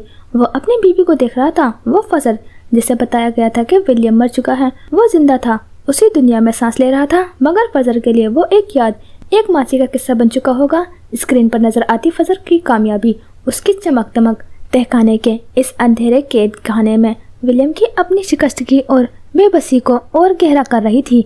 उसकी आंखों में हसरत, दर्द और कर्ब का एक तूफान उमड़ आया, मगर वो पत्थर का बुत बना सिर्फ देखता रहा। ब्यूटी इन वाइट हसनजदा हुस्न लिए हुए थी। उसने सफ़ेद स्कर्ट पहन रखी थी, ज़मीन को छूती स्कर्ट, चांद जैसी रंगत वाली स्कर्ट और रेशमी ब्लाउज जिसमें उसका पूरा वजूद छिपा हुआ था। हील्स में उसका कद मजीद दराज लग रहा था। उसके बाल बंधे थे, हमेशा की तरह ऊंची पोनी में, और कानों में सफ़ेद टॉप्स चमक रहे थे। चश्मा उसकी आंखों पर सजा था, न्यूड मेकअप के साथ वो अपनी टीम के साथ सबसे आगे खड़ी थी। उसके कॉस्ट्यूम बार बार दिखाए जा रहे थे, कॉस्ट्यूम के बारे में पूछा जा रहा था और वो तफसीली जवाब दे रही थी। नरेटर मजीद कुछ कह रही थी, वो कुछ पूछ रही थी, शायद ये कि उसे यहाँ पहुंचकर कैसा लग रहा है, लोगों की निगाहों में अपने लिए क्या नज़र आ रहा है और औरत होने के नाते अपनी पहचान कैसे कायम रखी जाए। और फिर हाथ में माइक थामे वो भी कुछ बोली। विलियम ने सुनने की कोशिश की, जॉर्ज ने वॉल्यूम बढ़ा दिया। ये सच है कि अक्सर निगाहें मुझ पर ठहरकर एक नागवारी का तासुर छोड़ जाती हैं। उनमें हैरत होती है कि कोई औरत इतनी बेनियाज कैसे हो सकती है, इतनी खुद में मगन कैसे रह सकती है। शायद वो इस बात से के आदी हैं कि औरतें अपनी पहचान दूसरों की निस्बत से तलाश करें, किसी के साए में पनाह लें, किसी की मंजूरी की तलब रहें। मगर मैंने इस सांचे को तोड़ दिया है। मैंने अपनी ज़ात को एक मुकम्मल इकाई के तौर पर पहचाना है, जिसके अपनी कदर और कीमत है, जो किसी बैरूनी संद की महाताज नहीं। वो बोलते हुए और भी प्यारी लग रही थी। वो सांस रोके उसे सुने गया। मेरा ये रवैया उन लोगों के लिए एक चैलेंज है जो समाजी बंधनों और रिवायात को हर्फ आखिर समझते हैं। वो ये समझते से कासिर हैं कि खुद मुख्तारी का मतलब तन्हाई या बेबसी नहीं है। मैं लोगों से दूर नहीं भागती, लेकिन मैं अपनी ज़ात के मरकज़ों को कभी नहीं छोड़ती। मैं अपने लिए बनी हूँ, ये मेरी सबसे बड़ी ताकत है। आप भी अपने लिए बने। मैं यही कहना चाहूँगी कि अपनी पहचान बरकरार रखें। जॉर्ज ने वॉल्यूम बंद कर दिया, बिल्कुल बंद। अब कुछ सुनाई नहीं दे रहा था और फिर स्क्रीन बंद हो गई और विलियम का सख्ता टूट गया। जॉर्ज ने तंजिया आवाज़ उभरी। उसकी आवाज़ तय खाने की दीवारों से टकरा कर गूंजी थी। देखो विलियम, पहचानते हो इसे? ये वही लड़की है ना जिसके लिए तुमने ज़मीन की खाक को चुना? उसने एक लम्हे का तवक्कुफ किया, विलियम के तासुरात से लुत्फ अंदोज होते हुए, फिर जहर उगलना जारी किया। और देखो, वह ज़मीन से आसमान पर पहुंच गई। तुमने ज़मीन की खाक को चुना, उसने आसमान की बुलंदियाँ चुन ली। जॉर्ज उसके करीब आया और झुकते हुए सरगोशी की, जैसे विलियम को जख्मों पर नमक छिड़क रहा हो। क्या आप भी सोचते हो कि ये तुम्हें अपनाएगी, ये चमकते दमकते कामयाब लड़की, तुम्हारे जैसे लूजर को? उसके अल्फाज निस्तर बनकर विलियम के वजूद में पेवस्त हो रहे थे। उसकी दुनिया अब बहुत अलग है विलियम, वो तुम्हें कभी कबूल नहीं करेगी। तुम उसके लिए मर चुके हो और शायद यही बेहतर है। वो सर झुकाए बैठा रहा, जबान को जैसे कफल लग चुका था। जॉर्ज ने एक आखिरी तहकीर आमेज नज़र विलियम पर डाली, जिसका वजूद टूटकर बिखरते हुए देखना चाहता था। आंखें अब भी उसी मकाम पर जमी थी जहां चंद लम्हे पहले फजर का रोशन चेहरा था। जॉर्ज फातिहाना अंदाजा मुस्कुराता हुआ सीढ़ियों की जानिब बढ़ा और फिर अकब से उभरने वाली आवाज़ पर उसके कदम साकित हुए। जॉर्ज, विलियम ने उसे पुकारा था। महीनों बाद जॉर्ज साकित रह गया। यूँ लगा जैसे उसका दिल किसी ने मुट्ठी में पकड़ा हो। तुम ठीक हो? उसने पूछा। लहजा झलकती फिक्र नुमाया थी। जॉर्ज झटके से पलटा और हैरत से उसे देखा। विलियम ने चेहरे का रुख उसकी जानिब किया। पल भर को दोनों की निगाहें टकराई। मैं जानता हूँ तुम मुझे सुन सकते हो, मुझे यकीन है तुम इस मॉन्स्टर से जीत जाओगे, बस हार मत मानना। ये क्या कह दिया था उसने? जॉर्ज के हाथ से फोन छूट कर गिर गया था। उसका वजूद लर्जा उठा था। यूँ लगा जैसे किसी ने उसके गिर्द बनी उस पत्थर की दीवार पर हथौड़ा दे मारा हो। उसके गिर्द छाए सर्दपन में दरार पड़ चुकी थी। वो फटी फटी निगाहों से विलियम को देख रहा था। बचपन के कई मनाजिर उसके आंखों के सामने से गुजरे। विलियम उसे गले लगा रहा था, जॉर्ज उसे खाना खिला रहा था। वो बेस्ट ब्रदर्स थे। उनके बीच ये कौन आ गया था? ये हैवान कौन सा हैवान था जिसने जॉर्ज को अपने काबू में कर लिया था? तुम उससे लड़ सकते हो जॉर्ज, मुझे यकीन है तुम जीत जाओगे। विलियम की आवाज़ फिर से गूंजी। कुछ रिश्तों में नफरत को कभी कभी नफरत से नहीं मोहब्बत से काटा जाता है। जॉर्ज कुछ देर खड़ा रहा और फिर खौफजदा होकर जीनों पे भागने लगा। वो विलियम से दूर भाग रहा था जैसे वो कोई अफरियत हो। दरवाज़ा बंद होने की आवाज़ एक हथौड़े के ज़र्ब की तरह लगी और विलियम इस कब्रनुमा तहखाने में अपनी असलियत फजर की एहसास और जॉर्ज के जहरीले अल्फाज के साथ तन्हा रह गया। उसने गहरी सांस ली और आंखें मूंद ली। उसके लब हौले से हिले थे। शायद उसने कुछ मांगा था। उसने उस कैद में पहली दुआ की थी। पहली बार अपने अल्लाह से कुछ मांगा था। अब देखना यह था कि उसकी दुआ कब कबूल होती है। रईस का दिल एक मैदान जंग था जहां माजी की भूत हाल की बेचैन हकीकत से टकरा रहे थे। फजर उसके सामने थी। उसके मरूमा मंगेतर मनार की जीती जागती गूंज बरसों बीत चुके थे, लेकिन उसकी तस्वीर रईस की यादों में नक्श थी, एक तकलीफ दे कीमती दाग। अब फजर मनार की छोटी बहन, जो शक्ल व सूरत में उससे हूबहू मुशाबह थी, उसकी जिंदगी में दाखिल हो गई थी, जिसने ऐसे मज्जाद जज्बात का तूफान बर्पा कर दिया था जिसके लिए वो तैयार नहीं था। वो फजर से एक ऐसे रिश्ते से बंधा हुआ था जिसे वो समझ ही नहीं सकती थी। वो हैरत अंगेज़ मुशाहबत जो उसे उस औरत से थी जिसे रईस ने खो दिया था, ये फजर के साथ मुश्तरका तारीख का रिश्ता नहीं था, बल्कि किस्मत का एक जालमाना मोड़ था जिसने उसे मनार के साई के जरिए फजर से जोड़ दिया था। फजर का ये चेहरा उसकी कमजोरी था, वो उससे शदीद तकलीफ वो दे चाहत से मोहब्बत करता था, क्योंकि ये मनार का चेहरा था, वो चेहरा जिसके देखने की उसने शिद्दत से ख्वाहिश की थी। फिर भी वो उससे इतनी ही शदीद नफरत भी करता था, क्योंकि ये उसे मुसलसल तकलीफ दे याद दहानी कर रहा था कि उसे क्या छीना गया था। उसके गम का एक खूबसूरत जीता जागता मुजस्मा थी फजर मराज। ये चेहरा इतना महबूब और इतना काबिल नफरत फजर का बोझ भी था। उसने अनदेखे दुश्मनों की तवज्जो अपनी जानिब मबदूल कर ली थी। ऐसे शिकारी जो न मालूम वजूहात की बिना पर उसका ताक़ुब कर रहे थे, शायद ऐसी वजूहात जो मनार के माजी से जुड़ी थी। रईस ने खुद को गैर आरामदेह तौर पर उसके दायरे में खींचा हुआ पाया था। उसका मुहाफिज उसका हिचकिचाता हुआ मसीहा बन गया। वो ये नहीं चाहता था कि उसकी हर जबलत उसे दूर रहने, उसके दिल को उस दर्द और उलझन से बचाने के लिए चीख रही थी जो फजर उसके अंदर पैदा कर रही थी। वो दूरी चाहता था, जज्बाती लाताल्लुकी की हिफाजत चाहता था, लेकिन जितना ज़्यादा वो पीछे हटने की कोशिश करता, इतना ही वो फंसता जा रहा था, यूं जैसे कायनात उन्हें जोड़ रही हो। फजर की हर दर में उन खतरात के सामने उसकी बेखौफी जो उसका पीछा कर रहे थे, रईस के अज़्म को तोड़ रही थी। वो उसमें मनार को देखता था, न सिर्फ उसकी खुसूसियात में बल्कि उसकी रूह में भी, और बचाव की एक बुनियादी ज़बलत उसके अंदर पैदा हो जाती थी जो उसकी खुद को बचाने की ख्वाहिश पर हावी हो जाती थी। वो उसके मसाइबे की जानिब अटल तरीके से खींचा जा रहा था। उसके सामने आने वाले ड्रामे में एक खामोश गैर रज़ाक का शरीक। ये ऐसे महसूस हो रहा था जैसे वो अनकबूत के जाल में फंस गया हो। हालांकि वो खुद जाल फैलाता था, वो खुद शिकारी था, पर ये सब क्यों कैसे हो रहा था वो भी समझ नहीं पा रहा था। काश वो उसकी हमशक्ल न होती तो अब तक मर चुकी होती, पर अब हर राब्ता, हर मौका जब वो उसे बचाने के लिए आगे बढ़ता, रेशमी धागे उसके गिर्द मज़ीद सख्त हो जाते। वो उन नादीदा धागों के खिलाफ जद्दोजहद कर रहा था। जितना ज़्यादा वो जद्दोजहद करता, इतना ही गहरा उलझता जाता।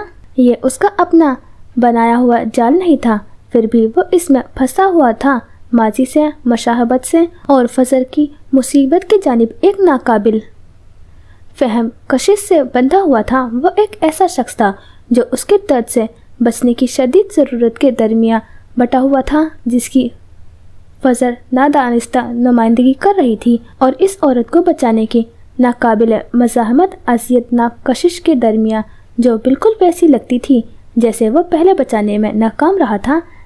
उसके जज्बात एक अफरा तफरी का तूफ़ान थे, मोहब्बत, नफ़रत, हिफाजत का एहसास, नाराज़गी और एक तकदीर में फंस जाने का तकलीफ दे एहसास जिससे वो भाग नहीं सकता था। वो भाग कर जाता भी कहाँ। उसने गहरी सांस लेकर नजरें फजर के से हटाई। पेरिस की रात अपने पूरे ज़ौबन पर थी। कामयाब फैशन शो की गूंज अभी तक फिजा में तहलील नहीं हुई थी। होटल ले पेरिस का शानदार हॉल जगमगा रहा था, रंगारंग शख्सियत से आबाद। बाहर आसमान पर बादलों का राज था।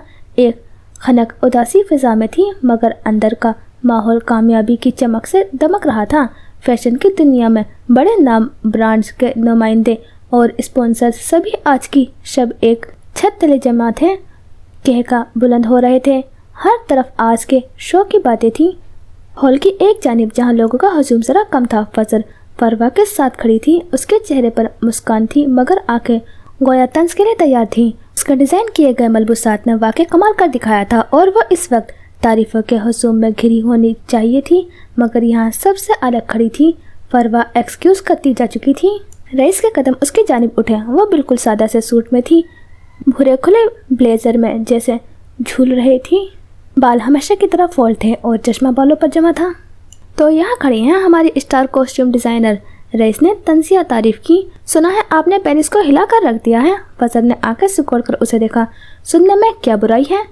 सफ़ेद ड्रेस पैंट और सफ़ेद शर्ट में मखसूस खुशबू लिए वो काफ़ी पुरजोश और फ्रेश नजर आ रहा था। नफासत से जमे हुए हल्की दाढ़ी और चमकती आंखें।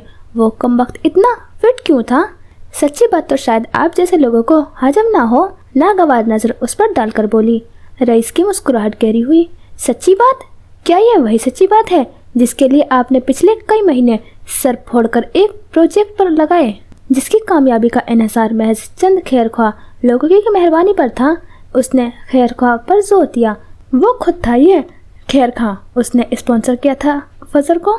फजर का चेहरा लम्हे भर को सपाट हुआ। फिर उसने तेजी से खुद को संभाला। मेहरबानी? आप जैसे लोग शायद मेहरबानी का मतलब ही नहीं जानते। ये मेरी मेहनत का नतीजा है, किसी की खैरात का नहीं। उसका दिल लर्ज उठा। वो क्या जताना चाहता था? बिल्कुल नहीं, बिल्कुल नहीं, रईस ने हाथ लहराकर कहा। मेहनत तो गधे भी करते हैं।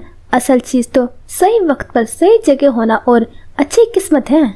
उसकी आंखों में एक चमक थी जिसे फजर पढ़ नहीं पाई। वो गोया कुछ जानता था जो फजर से पोशीदा था।